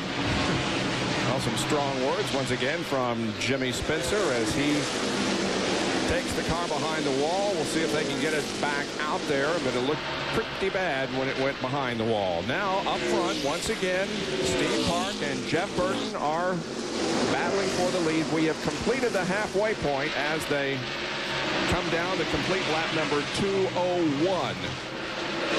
Park just couldn't make it happen down on the inside of the racetrack.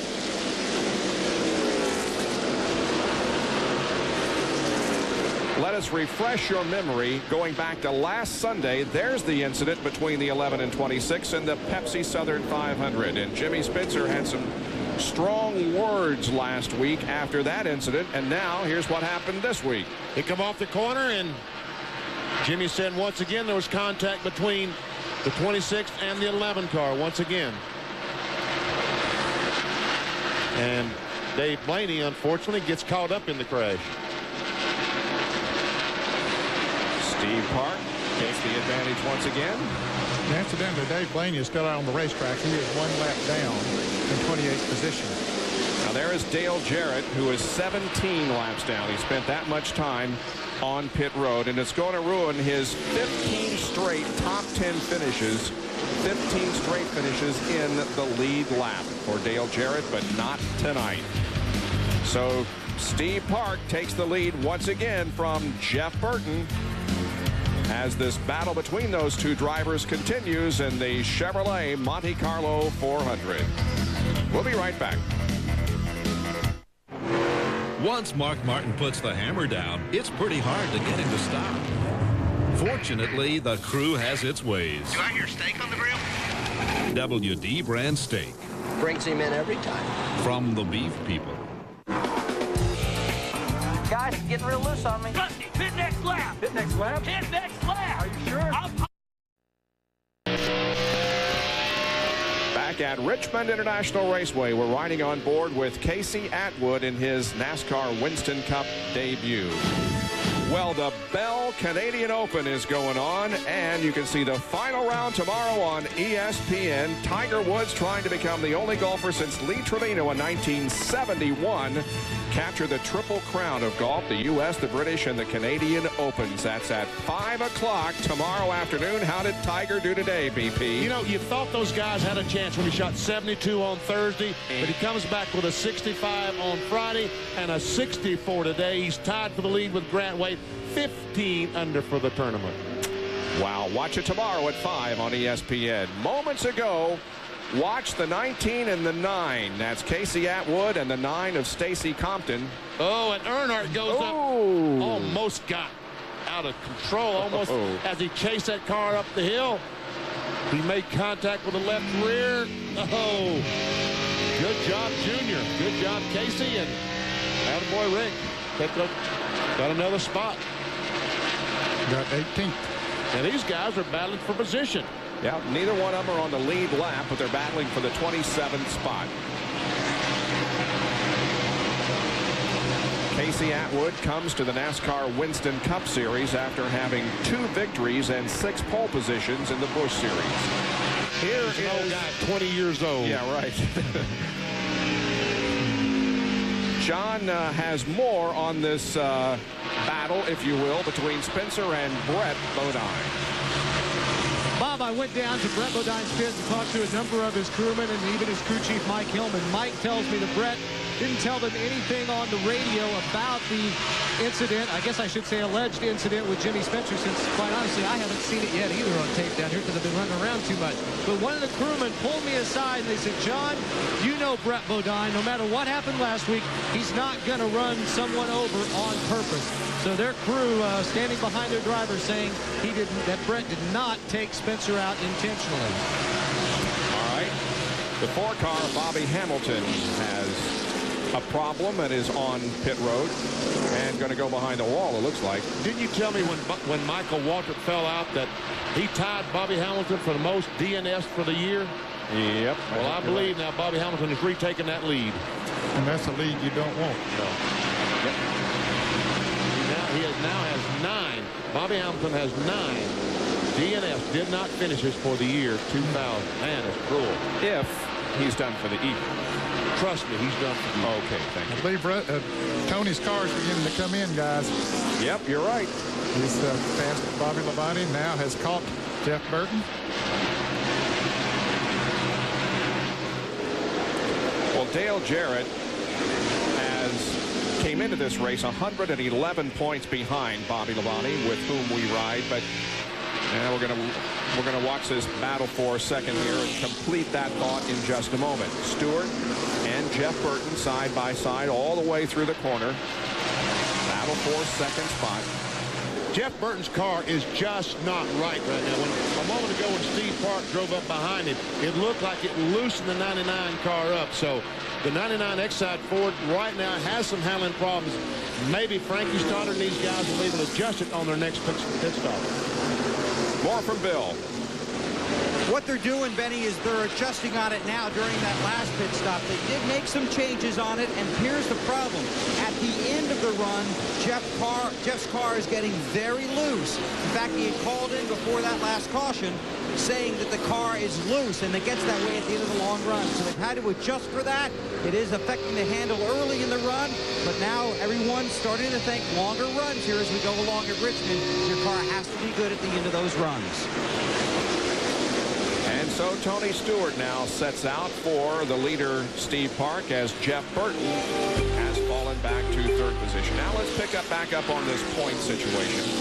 Labonte again was 111 ahead when we entered this race, but now Jeff Burton has gained 2 positions, and Dale Jarrett has lost another 113 because of the problem that he had, dropping all the way back to 37th position. See that Tony Stewart has also gained 1. He's in 5th.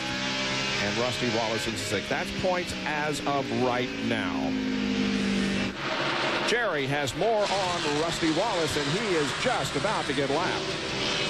Indeed, Bob. Rusty, as you said, was 5th in points entering tonight. Now, updating his engine situation after dominating early on, they think they have broken a rocker arm. And the good news for Rusty is that it's not getting any worse. So basically, it's just doomed to sit out there and ride and try to complete 400 laps. Robin Pemberton said, as many laps as you can complete, as many points as you can get, and keep the fenders on it. We want to use that car next week. So Rusty's hoping that they run for the next 176 laps. Well, it was a brand new car that Rusty did bring here tonight. But things have not gone well. He now is a lap down. Steve Park continues to lead the Chevrolet Monte Carlo 400. Park has now led 32 laps, and we've completed 224.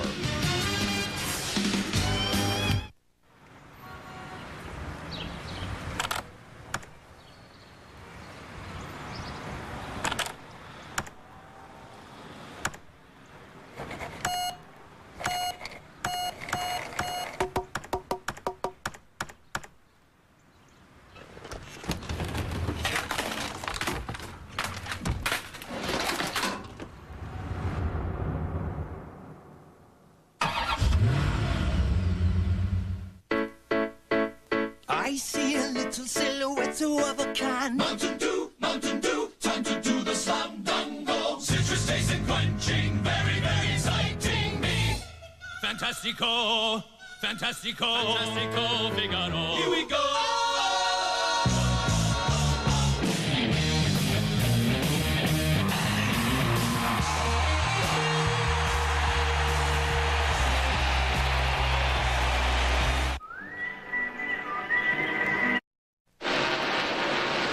At Richmond International Raceway in Henrico County, Virginia, just outside the city limits of Richmond. The leader is the #1 car of Steve Park. The 77 car goes behind the wall. John? And what a huge disappointment for Robert Presley and his crew. They had made up 22 spots since the start of the race, but problem with the engine overheating. They may have broken a head because they brought it in to put water in, would not take in any water, just pour it right back out. So Presley and the crew decided to put the car on the truck and take it home and come back and try again next week. And you know, John, that's exactly what they did today in happy hour. They had an engine that started overheating. They pulled it out and put this engine in, and they have the same problem in the race. In his 14 short track races prior to tonight, Steve Park had led a total of 40. He just led his 41st here tonight.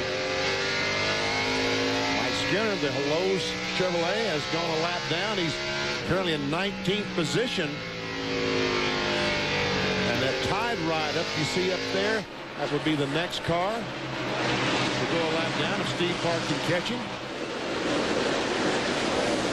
It looks like the 14 car is smoking, like he might have lost a cylinder, run on 7 cylinders. He definitely slowed down. Rick Mast had a good run going. He's still shown in 20th position.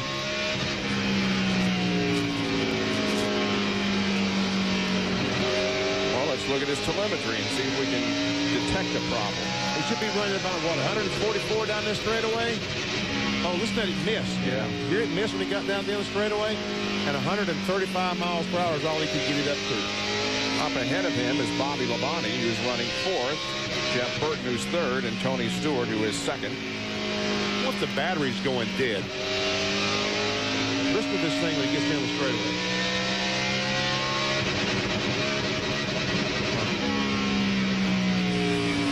And they decided to put the 77 car on the truck. It's done for the evening.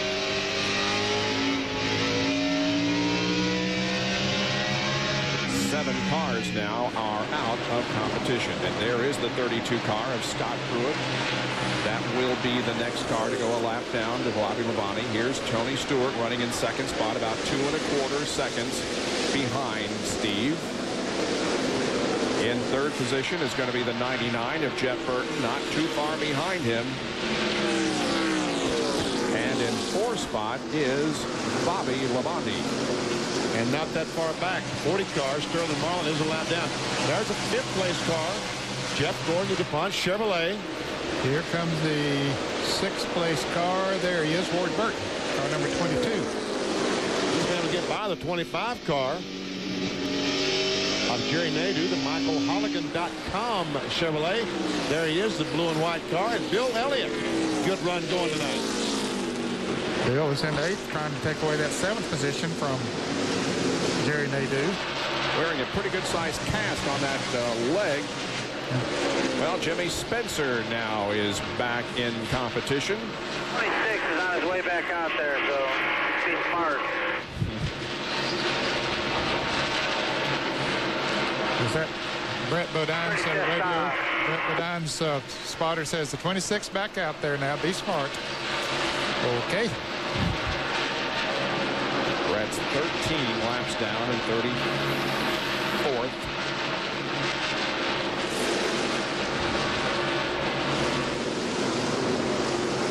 Now, Jimmy already told us that he wasn't going to do anything on the track. Yep, he said that in the interview. Yep. And our folks down, our spotters in the pit area told us that that the 14 car of Rick Mast has in fact right now on 7 cylinders. And look who's about to go a lap down. It's one of our No Bull 5 contenders, Chad Little, a little bit loose there. But anyway, Steve Park is coming up on Dale Earnhardt Jr., who is running in 17th position. Yes. Those 2 cars out of the same stable, Dale Earnhardt Incorporated. For more on it, let's go to John Kerner. Well, Ned, the problem that Dale Jr. has been fighting all night long is the car has been extremely tight. They've made numerous adjustments on the car during their pit stop, but it still just does not want to turn when he goes into the corner. In fact, about 20 laps ago, Jr. radioed the crew and said, I don't know what is wrong with this car, and I don't know what we can do to fix it. That's amazing that both these cars coming out of Dale Earnhardt, it's almost like, and we see Mark Martin and Dale Earnhardt back racing for the 9th position. Mark passed Earnhardt 5 or 10 laps ago, took over 9th, and now Earnhardt goes back by him. It's almost like Park and Earnhardt Jr. traded cars to come back this time. Because remember in May, the 8 car of Earnhardt Jr. was so strong. These overhead shots are courtesy of the Pennzoil Copter Cam.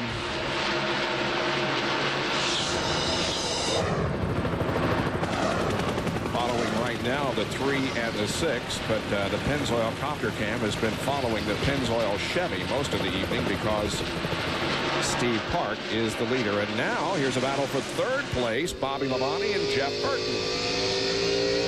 Bobby took a look on the inside. Couldn't make the pass then. Could have said, I've caught him.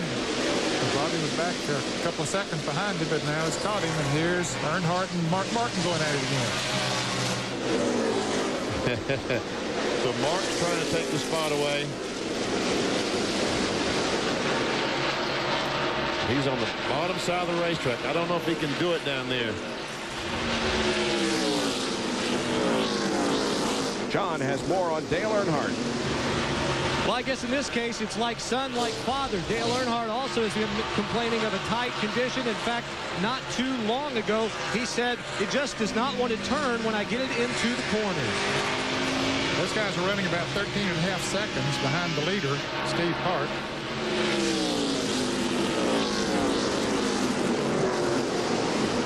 Steve Park has lengthened his advantage over Tony Stewart to 2 seconds now. There's Steve.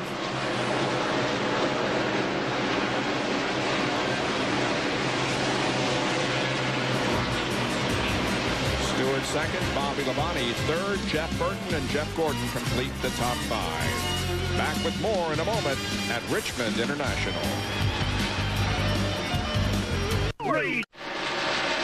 Back at Richmond International Raceway, Bob Jenkins, Ned Jarrett, Benny Parsons, John Kernan, Bill Weber, and Dr. Jerry Punch with you on this Saturday night. The 90 car of Hut Strickland is slow.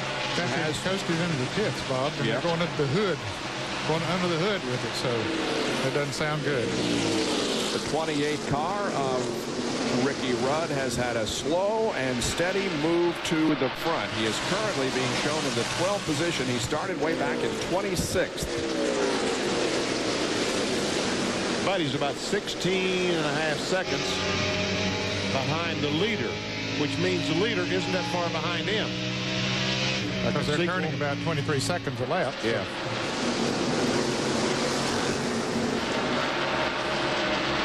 He's about 2/3 of a lap behind, or a little more. He has just one top 10 in the last 6 races here at Richmond, but has 12 top 10 finishes in the first 24 races of this 2000 season. And Ricky will celebrate his 44th birthday on Tuesday of this coming week.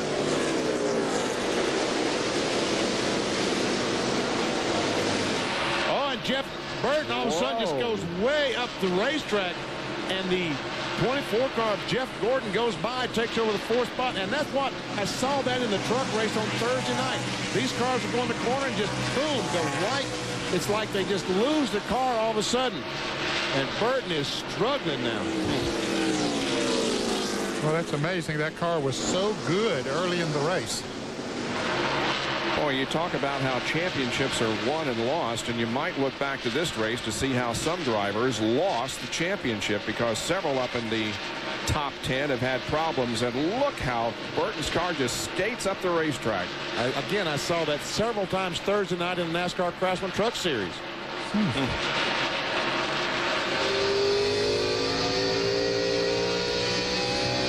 Lost 1 position. He's back to 5th.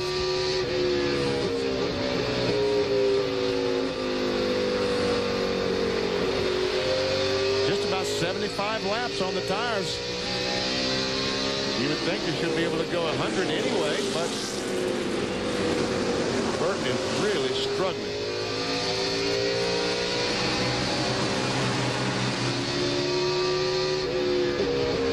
He is now 8 seconds behind the leader, Steve Park. His brother is the next car back. He is almost 10 seconds behind, so he's still almost 2 seconds ahead of his brother, Ward Burton. And in the last 75 miles, when Steve Park took the lead, there were like 24 cars on the lead lap. He now has it down to 15. So Steve Park, the Pennzoil Chevrolet, is going somewhere. 10th place battle, the 6th and 10 cars, Mark Martin and Johnny Benson.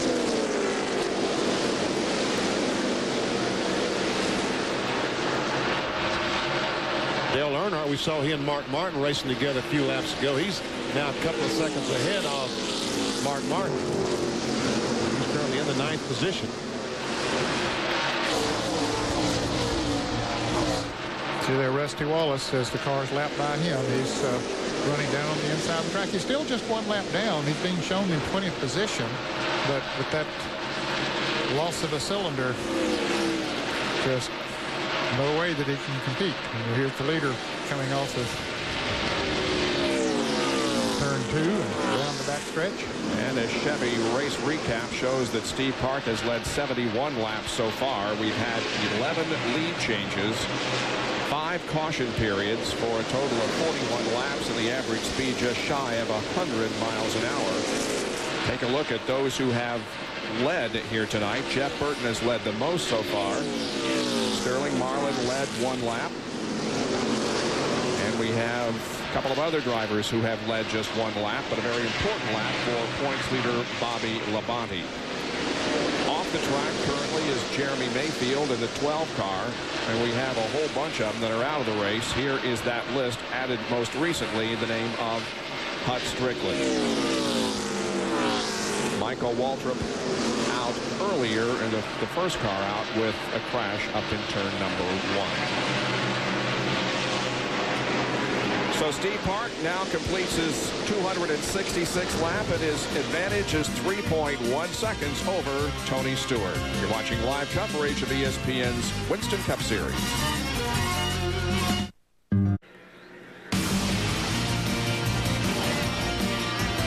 ESPN's coverage of the Chevrolet Monte Carlo 400 is being brought to you by Exide NASCAR Select, the official automotive battery of NASCAR. By Nations Rent. For construction rental equipment, call 1-800-NO-SWEAT. And by McDonald's. We love to see you smile. Well, coming up at the conclusion of our race tonight, Sports Center, and Linda Cohn and John Anderson will have all the stories from the world of sports, including the big game today, Nebraska against Notre Dame. That was quite a game. Are the Canes for real? And Pedro Martinez hosting the Bombers. Those stories and more on Sports Center coming up after our race. That's Miss Cohn to you. I'm sorry. That's what she said last night. Mark Martin, the Valvoline Ford, still struggling. He's now back to the 12th position as Matt Kenseth, the 17 car, tries to close up. He's in 13th. Talking about Kenseth, the Walt car. And Jeremy Mayfield is now officially out of the race. And they said the official reason is engine failure. And Rusty Wallace, his teammate, has had an engine problem here tonight. So there'll be some midnight oil burned in the Penske engines shop this week. Well, with those restrictor plates they'll put on them at New Hampshire next week, we need to talk about that. A lot of them will be burning some midnight oil, trying to adjust restrictor plate engines to a 1-mile racetrack. NASCAR did announce here this weekend that a 1-inch restrictor plate will be used in the Winston Cup Series at New Hampshire International Speedway next week, and also the Busch Series. And the cars in both series will take pre-practice laps behind the pace car to ensure that the proper brake temperature has been reached prior to full speed runs. Well, that's good. That's good that they're doing some things to try to make things better at all the NASCAR Winston Cup tracks. Once again, here is the battle for the 12th position. Mark Martin is in 12th, and Matt Kenseth would like to take it. And Bob, they're running about 21.5 seconds behind the leader, so that means that Steve Park is not too far behind them as Mark moves over now and lets Matt go on by. But on that same straightaway, they can look in their rearview mirror and they can see Steve Park coming. There you see him. Park goes by John Andretti, the Cheerios. Pontiac puts him a lap down. Now then, 14 cars in the lead lap. The next car in front of the leader is Kenny Wallace, that Square D car, and he isn't that far in front. Well, the most laps that Steve Park has ever led in a single race, I'm sure you'll remember, was last year at the Coca-Cola 600 when Steve led 80 laps and then finished in 42nd position. He has led 84 laps, and he has now led 87. Good for him. And let's Have a tip of the Stetson to Bill Elliott, who is making his return here tonight and in the top 6. Yeah, he's moved up around Ward Burton. The last time we talked about Ward, he was running the 6th place behind his brother Jeff Burton. But Bill has passed Ward since then. Down to Jerry Punch. Guys, you mentioned Bill Elliott's incredible effort tonight. Now, just remember, it was just 18 days ago that Jimmy Andrews, the orthopedic surgeon in Birmingham, put 3 pins and a wire cage in Bill Elliott's left knee to hold the kneecap together. He is driving with those 3 pins and that figure-8 cage holding his kneecap together in the race car. He told me on Monday this week, finally, the swelling started to subside, and he was able to get some more flexibility in the left leg. But, folks, 18 days ago, he was on an operating room table. I'm impressed. Wow. And in his last 2 short track races, Bill Elliott has finished 8th and 9th. 8th at Martinsville and 9th in the race here at Richmond earlier this year.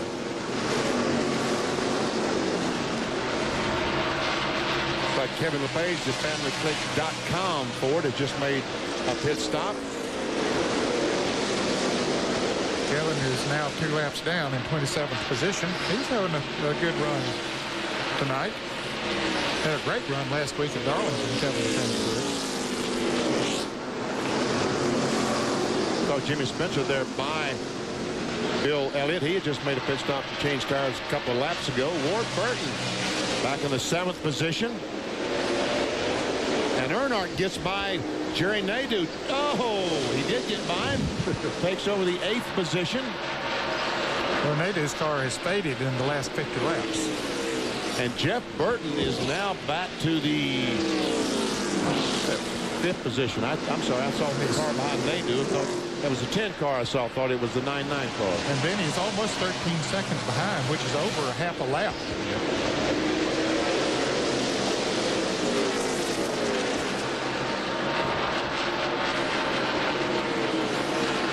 Well, we should be in a pit stop window here before very long, and so we'll set up that situation as we take a break. From Richmond International with Steve Park leading Tony Stewart, Bobby Labonte, Jeff Gordon, and Jeff Burton.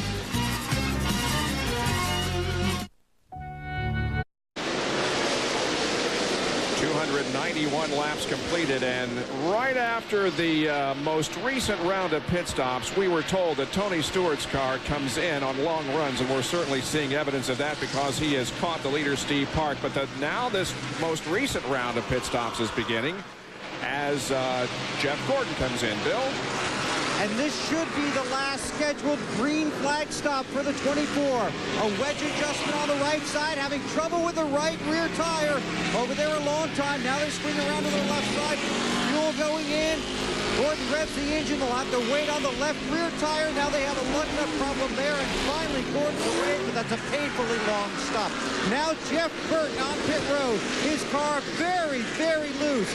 They're going to lower the air pressure 1 pound. They're going to lower the track bar 1 round, and they're going to make a wedge adjustment. His car's been getting loose at the end of the runs. The adjustments they made him loose throughout the run. You can see the wedge adjustment and the track bar adjustment. Meanwhile, now the 20 challenges for the lead on the racetrack. All these crews on pit road, on the wall now. Burton is away. Looking for Mark Martin to come back down pit road. Meanwhile, Ward Burton will slide into his stall. Let's go down to John Kernan. And Ricky Rudd is in. They've already completed the work on the right side. Left sides are coming on. No chassis adjustments for Ricky Rudd. Just 4 tires and fuel. 20 car of Tony Stewart comes in. The 22 car of Ward Burton goes out of the pit area. Dale Earnhardt's in. Matt Kenseth is in. These are all scheduled pit stops, John.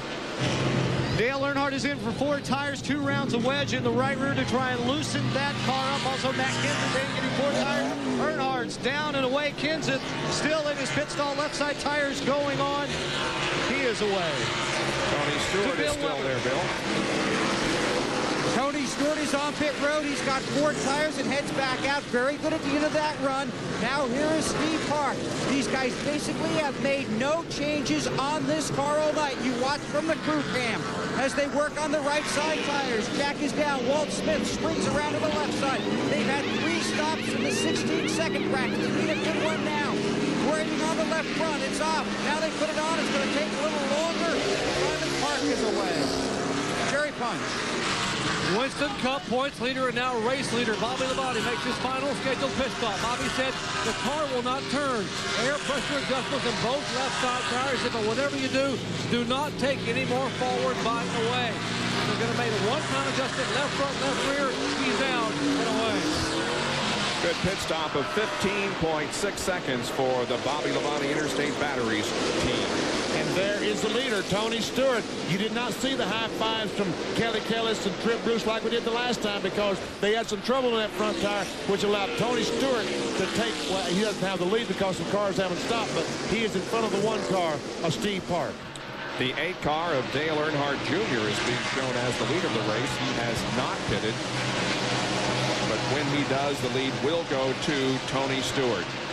The Junior just about hit the wall coming off turn 2. Rusty Wallace brings his alien car down the pit road. Jerry Punch.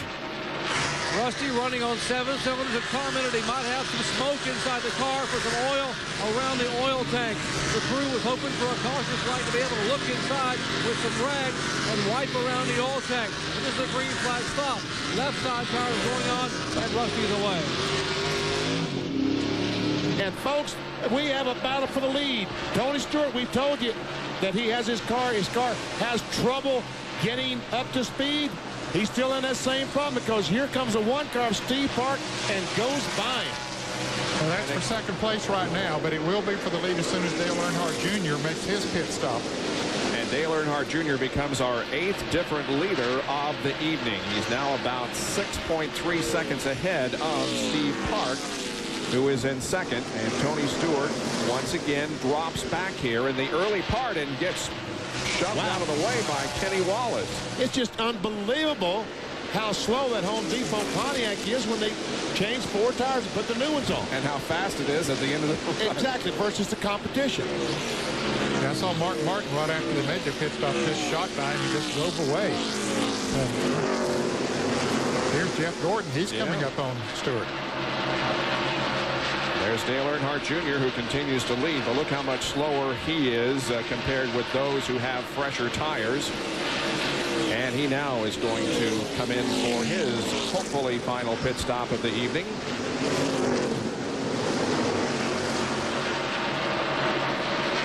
Down to John Kernan. Dale Earnhardt Jr. swings his Chevrolet into the pit stall. It'll be a 4-tire change. Air pressure adjustment. Remember, the car very, very tight. They'd stayed out there. Remember, they had launched the lap, I believe, so they're hoping to get a caution when everyone pitted.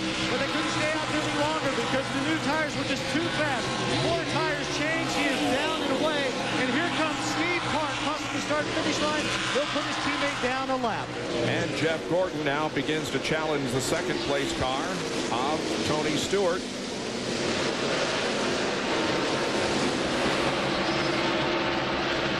Bobby Labonte also comes up on Tony.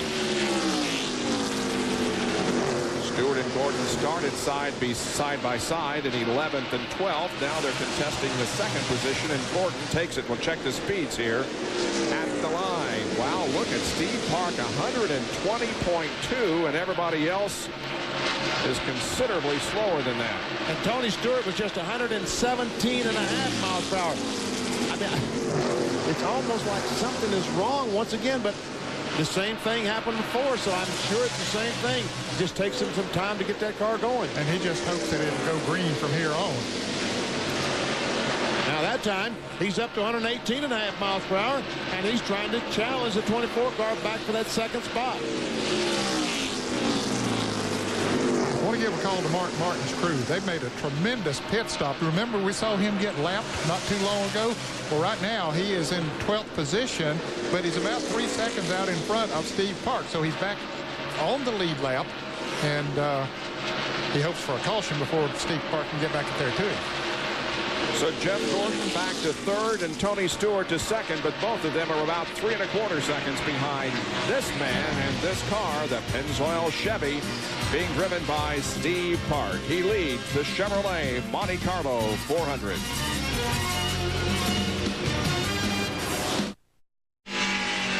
On board the Interstate State Battery's Pontiac looking to his right to Jeff Gordon. As they battle for the 3rd position, Gordon will take it.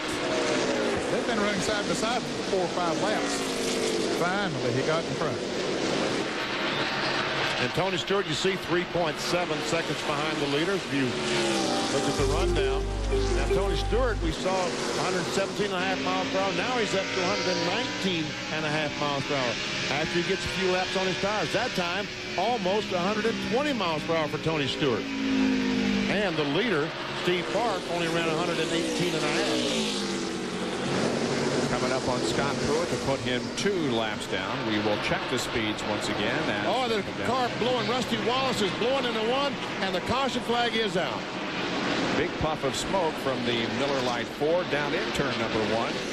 And so the caution flag waves for the 6th time this evening on the 318th lap. Now, it hasn't been that long since they changed tires. I wonder, will they stop and change tires? Yeah, I believe they will, Benny. Yeah, they've got 75, 80 miles to go, 80 laps to go, I should say. And there is such a difference in the tires after they run even 10 or 12 laps. So you have 14 cars on the lead lap. That's a big help to John Andretti and Mark Martin and a few of those who had got, as a result of the green flag pit stops, they got back on the lead lap, and so now this will help them.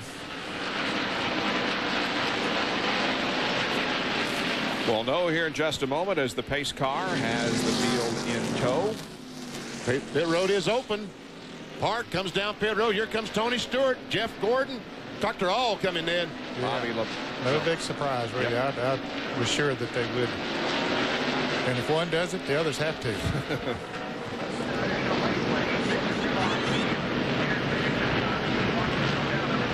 Triple split once again. Park, Stewart, and Gordon. Jerry?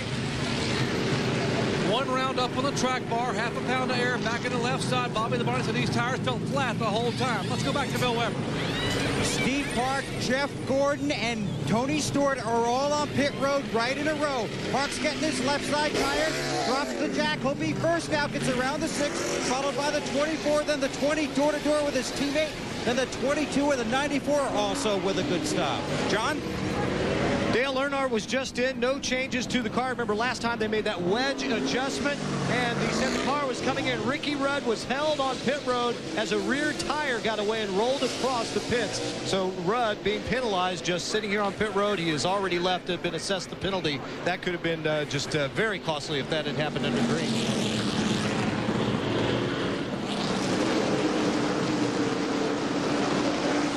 Well, last time the one team did not high-five, but this time they were much prouder of the work that they did. Yes, they did. And Jeff Gordon, his team is going to be very proud because he comes out in the 2nd position. Jeff Burton's in 3rd, Bobby Labonte in 4th.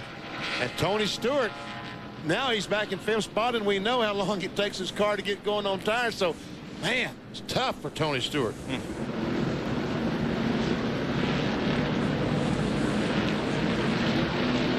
Take a look at the end of the pit stop for Steve Park.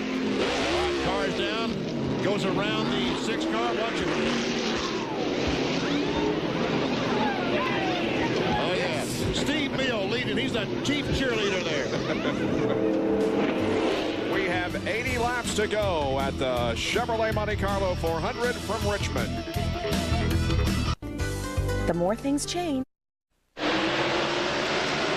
Just as you rejoin us, the green flag comes out and we are back to competition. Whoa, 3 wide there in the first corner. Tony Stewart all the way back to 5th position. Up ahead of him is Bobby Labonte, Jeff Burton. Jeff Gordon is 2nd now, chasing Park. And we see Jeff Burton now making a challenge on the outside of Jeff Gordon. And now look at the sparks fly off that car. He is driving that car down in the corner so hard it's bottoming out against the racetrack. With the soft springs they run on these things nowadays, really leans over. Now he'll not be able to do that once these tires get some flats on them.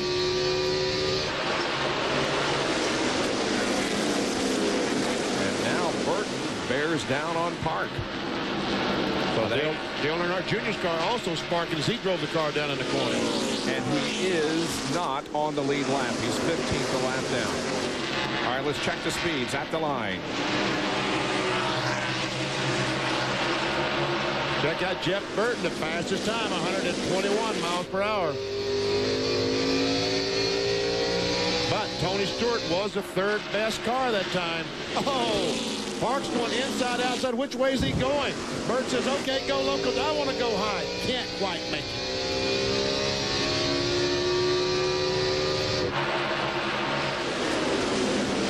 Once again, Jeff heads for the high line, but cannot wrestle the lead away from Steve Park.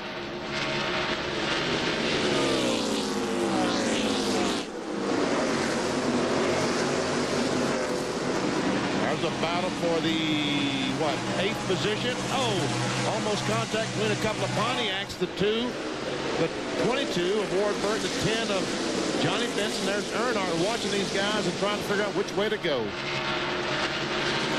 As we watch this battle for the lead, as Burton tries it down on the inside this time. We mentioned that we saw the 97 car coming out of the pits just as the green flag flew. Brett Bodine, I don't think we ever mentioned the fact that he got his car, the engine gave up on it, and he is now in the 97 car, Chad Little. Burton pulls alongside Steve Park. The copter cam keeping a close eye on this battle for the lead as they cross the line and complete the 329th lap. Well, Burton drove her deep down in the corner that time. Oh, but he's going to come up. Oh, yes, he's in the lead. Jeff Burton takes the lead on lap 330.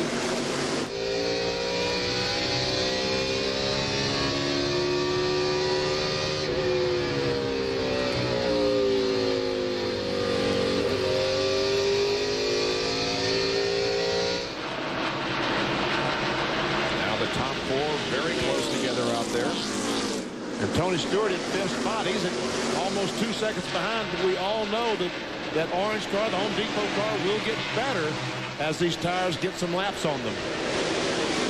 Remember, Bobby Labonte has a chance to win $1 million for himself and a fan if he can win this race. And he's the only one in the top 5 with that opportunity. Earnhardt is 9th. Matt Kenseth just outside the top 10, also eligible. Dale Earnhardt Jr. is a lap down in 15th position. And Dale Jarrett is in 33rd. Now 18 laps down because of the problem that he had earlier in the race.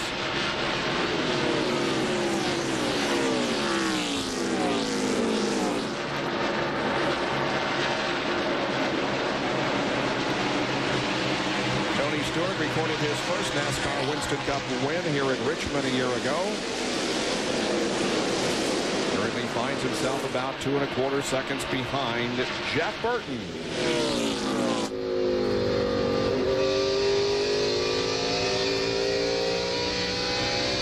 Burton has led on 4 different occasions here tonight. He has currently led 101 of the 334 laps. There are the top 5. We'll be right back.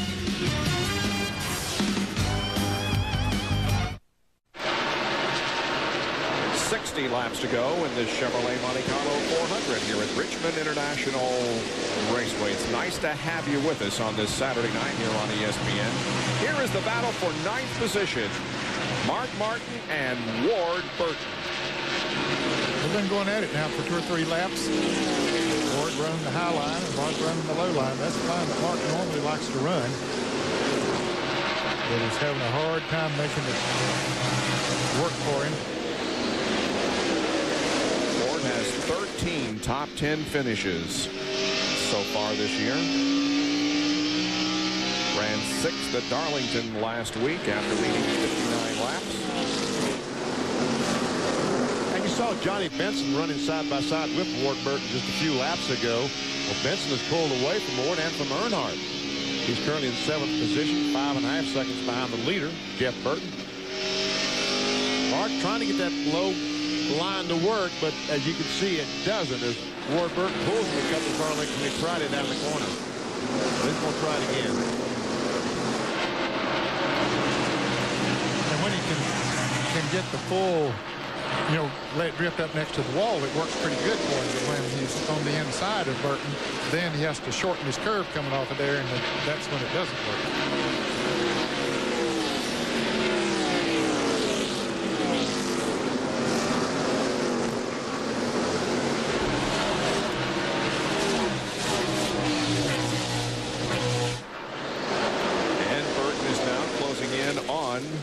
Bill Elliott, who is having his best Richmond race since he finished second here in September of 1993. He finished 9th in the race held earlier this year. Talking about Bill Elliott.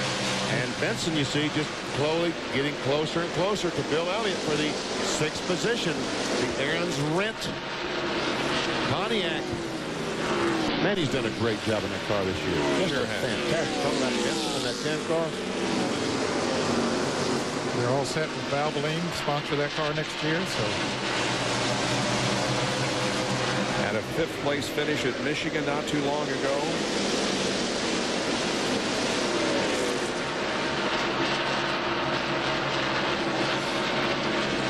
The last 2 cars on the lead lap are Ricky Rudd and Jerry Nadeau.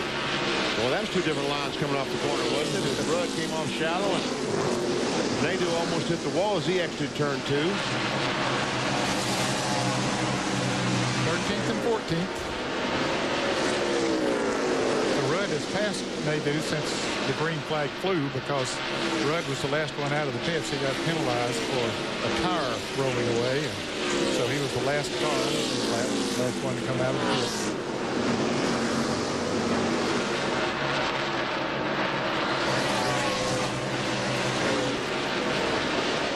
See Dave Blaney right behind him there. Dave is a lap down. He got a lap down when he got caught up in a wreck. And still, he's held his own since then as far as staying on that lap. He lost that lap when he got caught up with Jimmy Spencer in a wreck early on. He posted his 3rd top 20 finish of the year just last week at Darlington and his 2nd in the last 6 races since Doug Randolph took over as the crew chief for the Amoco Pontiac Grand Prix. Casey Atwood, the 20-year-old, there he is, the Motorola Ford. His first race, his first NASCAR Winston Cup race. Ray Evernham is the owner of this car, will be the owner next year of the Dodge teams that Casey Atwood will drive. And he wanted Casey to get some laps and against some great competition. Well, he has tonight, and he's done a great job. He's now a couple of laps down in 22nd position.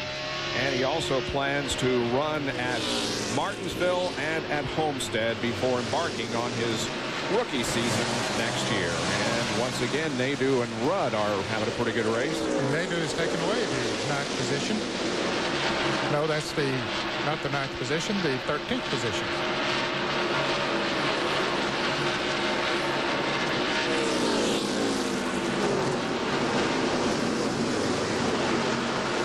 Meanwhile, Jeff Burton still leads this thing, but Steve Park isn't going anyplace. He's 2/3 of a second behind. Remember, before Jeff Burton would run about 50 laps and then start slowing down.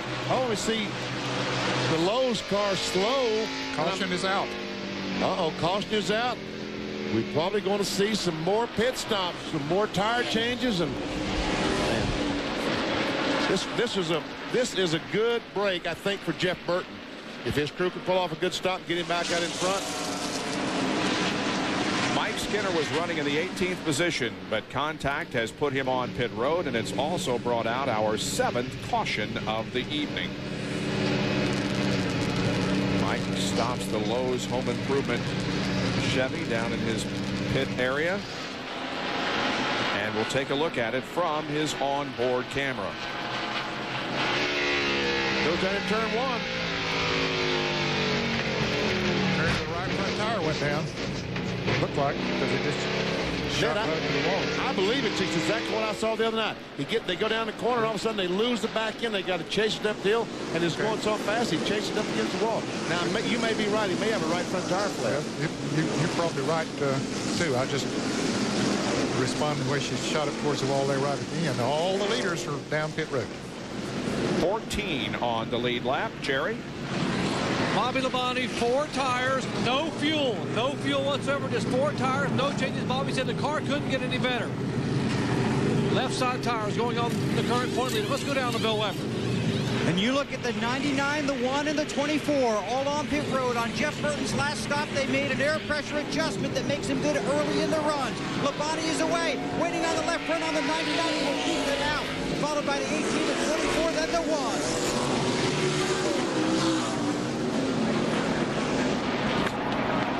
Fives in the Labonte pit.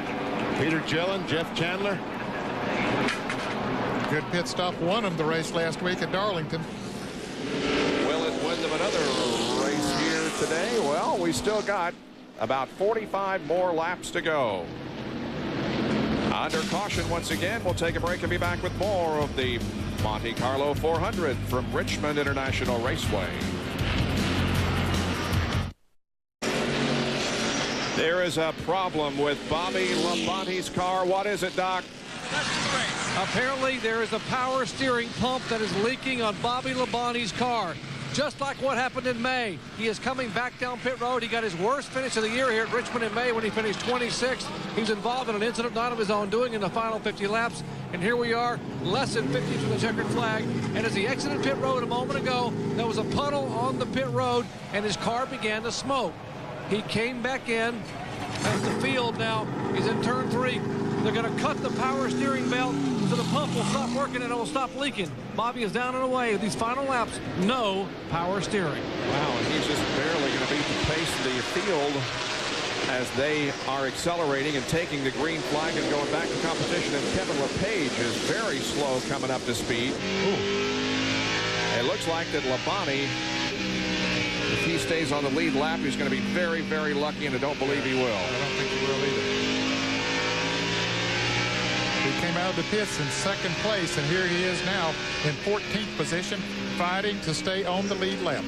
Well, now the smoke is clearing up because they have cut the belt that turns the power steering pump that pumps the fluid back out on the engine, back on the exhaust, that causes the smoke. So the smoking problem is gone, but the problem is he doesn't have power steering.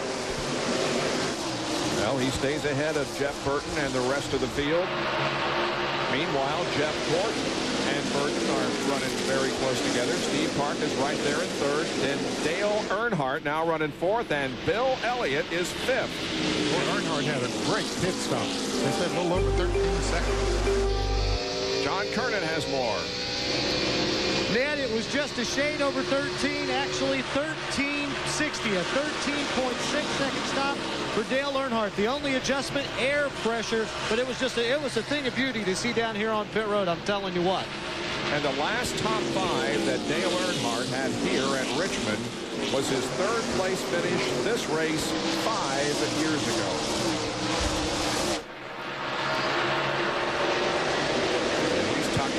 The rear spoiler of Steve Park. And trying to make a challenge.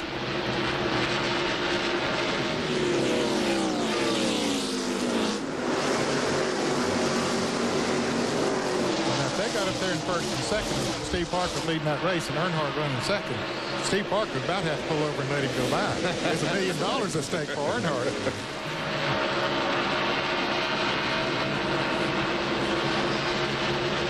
Bobby Labonte stays on the lead lap, just barely, but he is. Nevertheless, he is in 14th position now. And Kevin LePage, I think, has lost an engine in his family plate.com 40. Went down the front straightaway the last time, and it did not sound good at all.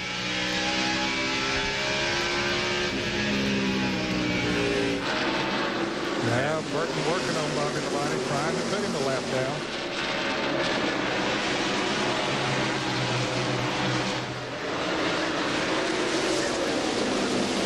Jeff Burton, if the race were to end now and points were awarded now, would be in 2nd position in the point standings, 166 behind Bill Weber.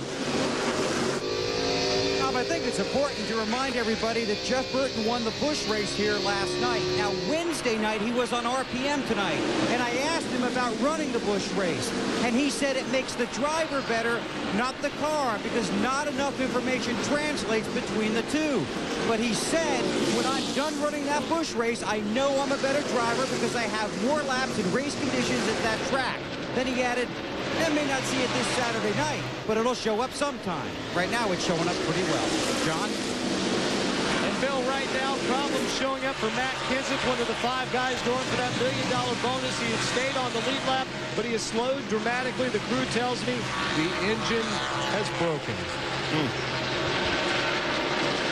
Well, he and the 16 car of Kevin LePage, both the engines coming from Roush, and they about the same time have a problem.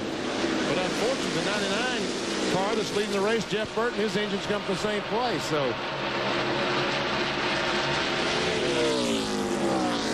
but he might not have as much gear in this Exide Ford as the 17 or 16 had in their car.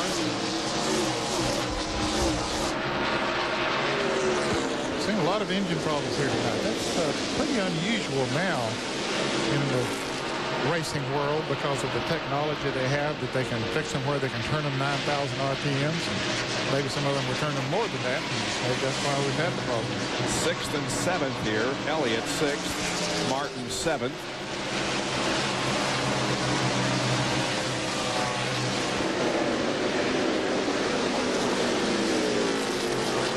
And we see Tony Stewart up in front of that on the inside of Dale Earnhardt. Just a bit. There it is. Battle for the 4th position. Earnhardt is the driver doing best as far as those eligible for the $1 million bonus. Yeah, it looks like Winston can breathe a little bit easier now as far as paying out that $1 million, or $2 million actually, $1 million to the driver and $1 to the fan. But Earnhardt's still in there. We're not taking it away from him yet, but he's about 2.5 seconds behind the leader, but actually more like 3 seconds now on that last lap around. And Bobby Labonte now is, I think it's starting to wear on him trying to drive that car without power steering.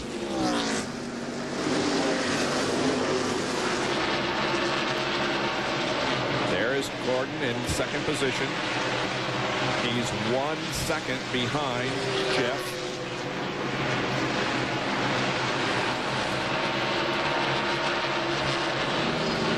Well, Jeff Burton in his career has 13 wins. 2 have come on a short track, and one of those was here at Richmond 2 years ago.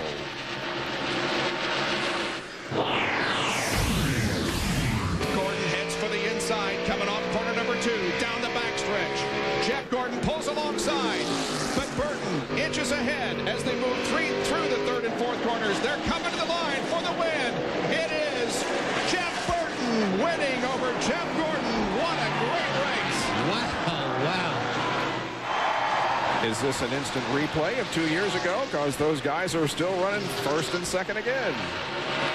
Not quite as close, though, at least not at the moment. Gordon still about a second behind.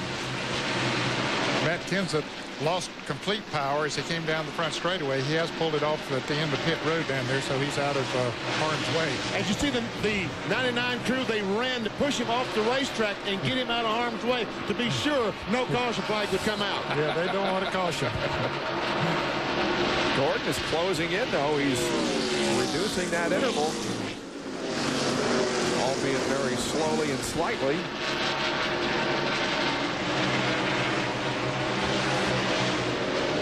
Once again, the battle goes on between Elliott and Martin, but up ahead of them, here is Dale Earnhardt, who's putting a lap on Bobby Labonte. Yeah, really all Bobby Labonte needs to do now is stay ahead of Ken Schrader, who's in the next, he's the next car at 1 lap. Caution flag is out. Oh. Casey Atwood, the Motorola Ford just blew up. The caution is out. And it comes with less than 20 laps to go. There's the smoking car of Casey Atwood as his Winston Cup debut is over. Well, this will set up an interesting situation. I think they'll have to pit. Now the pace car is going by Jeff Burton. Pit road is open now. Will they come down pit road? No. Wow. Earnhardt's coming, isn't he? Earnhardt, Yeah. Mark Martin is coming. Ward Burton is coming. I think that's smart. I think that's very smart. John Kernan. Richard Childress just told Dale Earnhardt after being told nobody else was pitting, he says, hey, we're going to take 4 tires and we're going to beat these guys. So the crew that knocked off a 30.6-second pit stop last time doesn't have that pressure on them now. As they swing around to the left side, putting those tires on, they can actually take their time. Now to Bill Weber. Mark Martin is on pit road. Ward Burton is also on pit road. Left side tires for the 6. Left side's also for the 22. Earnhardt's able to get off of pit road. At the very last second, Frank Stoddard told driver Jeff Burton, stay out, stay out, stay out. And he did, although he faked and almost put Jeff Gordon into the pits, but both of them stayed out. So did Steve Park and Tony Stewart. Back at Richmond International, I was supposed to say right here that SportsCenter is coming up next, but I don't have to. But SportsCenter is coming up next, and here are some of the stories that Linda and John will be covering for you. College football plus the Major League Baseball race. All the sports you need to know. SportsCenter is coming up next. Bobby Labonte will line up to the inside of the leader, Jeff Burton, and Bobby will try to get his lap back here as we enter the final 15 laps of this race. By the way, the 19 car did not lose region. The right front tire was flat. Is what caused his problem. Green flag. We were premature in saying that Casey's debut is over. It is not. He is still out there. Now, Jeff Gordon up on the top side of Jeff Burton. He's got a run. He is on the outside and has a run on Burton. If Dale Earnhardt can get through that traffic, he will mow them down. He has new tires on. Gordon, I believe, will get credit for leading that lap, and that is the first time that Jeff Gordon has led tonight. Still a side-by-side battle for the lead. Gordon and Jeff Burton. And now Jeff clearly takes the advantage. And Earnhardt gets by Bill Elliott to take over the 5th spot. And he's on the inside of Tony Stewart, trying to get on the inside of Tony Stewart. That's for 4th. Elliott took 4 new tires, and he was the fastest car on the racetrack last time. He's less than a second behind Jeff Gordon, now the leader. He'll catch him and pass him. Earnhardt. And if he does and wins the race, he will win the Winston No Bull $5 million bonus. And again, he is the fastest car on the racetrack.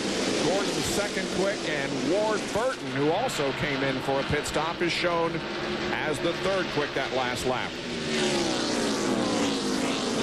Here he comes down on the inside of his car. Steve Park. Didn't quite make the pass. He's just 3/4 of a second behind. 10 laps to go when they come back this time. Well, he hasn't passed his driver yet.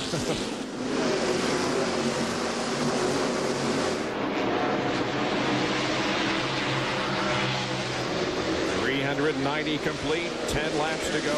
This is the battle for 3rd position. Dale Earnhardt and the car that he owns, driven by Steve Park, and Park will not relinquish that very easily. He's hanging tough, and his boss is trying to win $1 million.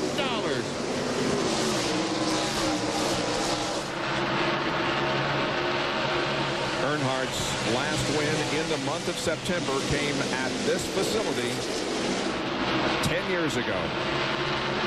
And Bill Elliott slipped down in the 1st corner and lost 1, 2, 3 spots. And now Earnhardt has the run on Park. But Park's going to come back on the outside. He has the momentum. And Jeff Gordon pulling away from Jeff Burton right now. Yeah, the laps are quickly clicking down. Now less than 8 to go. 7.5 from the Pennzoil Copter Cam. You're seeing the top 4. I said that Earnhardt would mow him down, but he can't get by his car, and that's going to might just hold him up enough to cost him that $1 million. John, what's going on? Well, I have a question question for our experts up there. Remember earlier in the race we said that Earnhardt was concerned that he was pulling too low a gear. He was having to let off too early going into the turn, coming down the front straightaway to not over-rev the engine. Could that be preventing him from getting the run on Steve Park that he needs? No, he just can't get that momentum up on top of the racetrack, and Park is still. Now Earnhardt finally gets by, but now he only has, what, 6 laps to go. Yeah, he ran Park into that third turn, put the slide job on him, and moved them both way up the racetrack and got a run then coming off of turn 4, made the pass. Now Mark Martin is trying to get by Steve Park. Martin has gotten by Tony Stewart. This is a battle for the 4th spot. One time Mark Martin was a lap down. Here he is now battling for the 4th position. Martin had a pit stop and changed all 4s. Same time that Dale Earnhardt did. Now Mark Martin slips up ahead of Park and takes over that 4th position. Coming down for 4 laps to go for Jeff Gordon, who is leading Jeff Burton by 0.8 of a second, and Dale Earnhardt closed to within 1.1 seconds. The previous lap he was 1.3 seconds behind, but boy, he's got very little time to get up there. Yeah, he doesn't have enough time now. He'll have a tough time probably passing Burton. Well, I don't know. No, that's no problem. He drove right on by him. Jeff Burton slipped, get down to the 3rd corner, and here's Earnhardt with just 3 laps to go, closing in on the leader, Jeff Gordon. And here's Mark Martin about to go by Burton, take over that 3rd spot. Well, if you don't believe those new tires will help, just pay attention to what went on there. These cars that made those pit stops, see how they've been able to come up there and pass those cars that have been running up front all night. 2 laps to go on this 3/4-mile track in Richmond. Jeff Gordon leads Dale Earnhardt. If Earnhardt wins, he gets the $1 million bonus. If Jeff Gordon wins, he records his 52nd career victory. There is the No Bull 5 winner if Earnhardt can win the race, but we're on the final lap, and Ted Musgrave has problems, but he gets the car quickly down to the apron of the racetrack. Misses pit road, but that's of insignificance. The white flag is out, and we've got less than a half a lap to go for Jeff Gordon, who started this race in 13th position. And here he comes down to the checkered flag, and Jeff Gordon wins his 3rd race of 2000, also won at Talladega and Sears Point, his 2nd Richmond event, and it's his 52nd career victory and 10th on a short track. And Jeff Burton slipped all the way back to 5th. Earnhardt finished 3/4 of a second behind Jeff. Bill? With crew chief Robbie Loomis, handshakes all around. Your driver called in and said that was an awesome win. And Robbie, that was an awesome win. Yeah, it was real exciting. I'll tell you, this pit crew's done a great job. You know, last week we had the best pit stop there at the end of the race, and nobody realized it. Today they came back, give us good pit stops, kept us in there. What can you say about Jeff Gordon when it comes down to the end? Your guys said with about 150, 125 to go that they felt they could reel in the leaders. You know, we knew if we could keep him up in there, you know, he wanted to be in that no bowl race for Talladega, and we really like that with Winston. Just got to thank DuPont and Jeff Gordon. He's unbelievable. At Talladega, you'll go for $1 million. Congratulations. Loving that. Thanks, bud. See you. So the DuPont Chevrolet wins the Monte Carlo 400. And we do not pay out the No Bull 5 million to any driver, but Jeff Gordon is eligible at Talladega. Circling over victory lane, we see the number 24 DuPont Chevy there, and emerging from it is the victor tonight, Jeff Gordon. Here's our McDonald's Winner's Circle interview with the doctor. Had a huge hug from car owner Rick Hendrick, and now a kiss and a hug from his wife, Brooke. As happy as I've seen Jeff Gordon in quite a while. That's right. Jeffrey, congratulations. What a performance. Wow. I just want to collect myself here. It's been a little while since we've been in Victory Lane. Got to thank God just for the perseverance and, you know, just keeping our faith, and this team keeping their faith in themselves and in God. Couldn't have done it without him. Tell you what a great day for us. We worked hard all weekend long. We came and tested, and the car was great. And we were there all day long, you know. We just never had that track position. There at the end, I knew I had to take advantage of Jeff on that restart.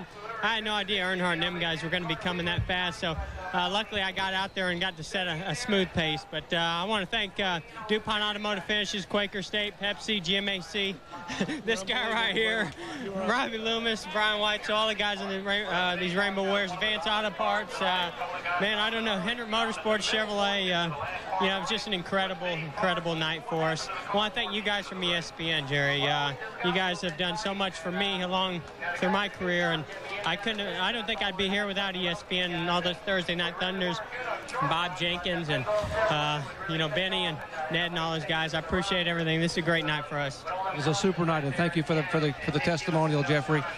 Outstanding effort. I got to ask you though, the caution comes back out. You do not pit, and you waste no time at all making the move on the outside. Did you know you had something for Jeff Burton when the green flag came back out? Well, I told myself, you know, whichever way he goes, I'm going to go the opposite way, and I knew Park was going to be real strong too, so I didn't know what was going to happen, but Jeff got me on the outside on an earlier restart, and I said, well, I got to get a good restart driving there real deep if I can get up beside him, and I just barely got up beside him, and probably wouldn't have worked with anybody else other than Jeff Burton. He's a great race car driver. He always races me hard and smooth, and we've had some great battles here at Richmond. It was a lot of fun.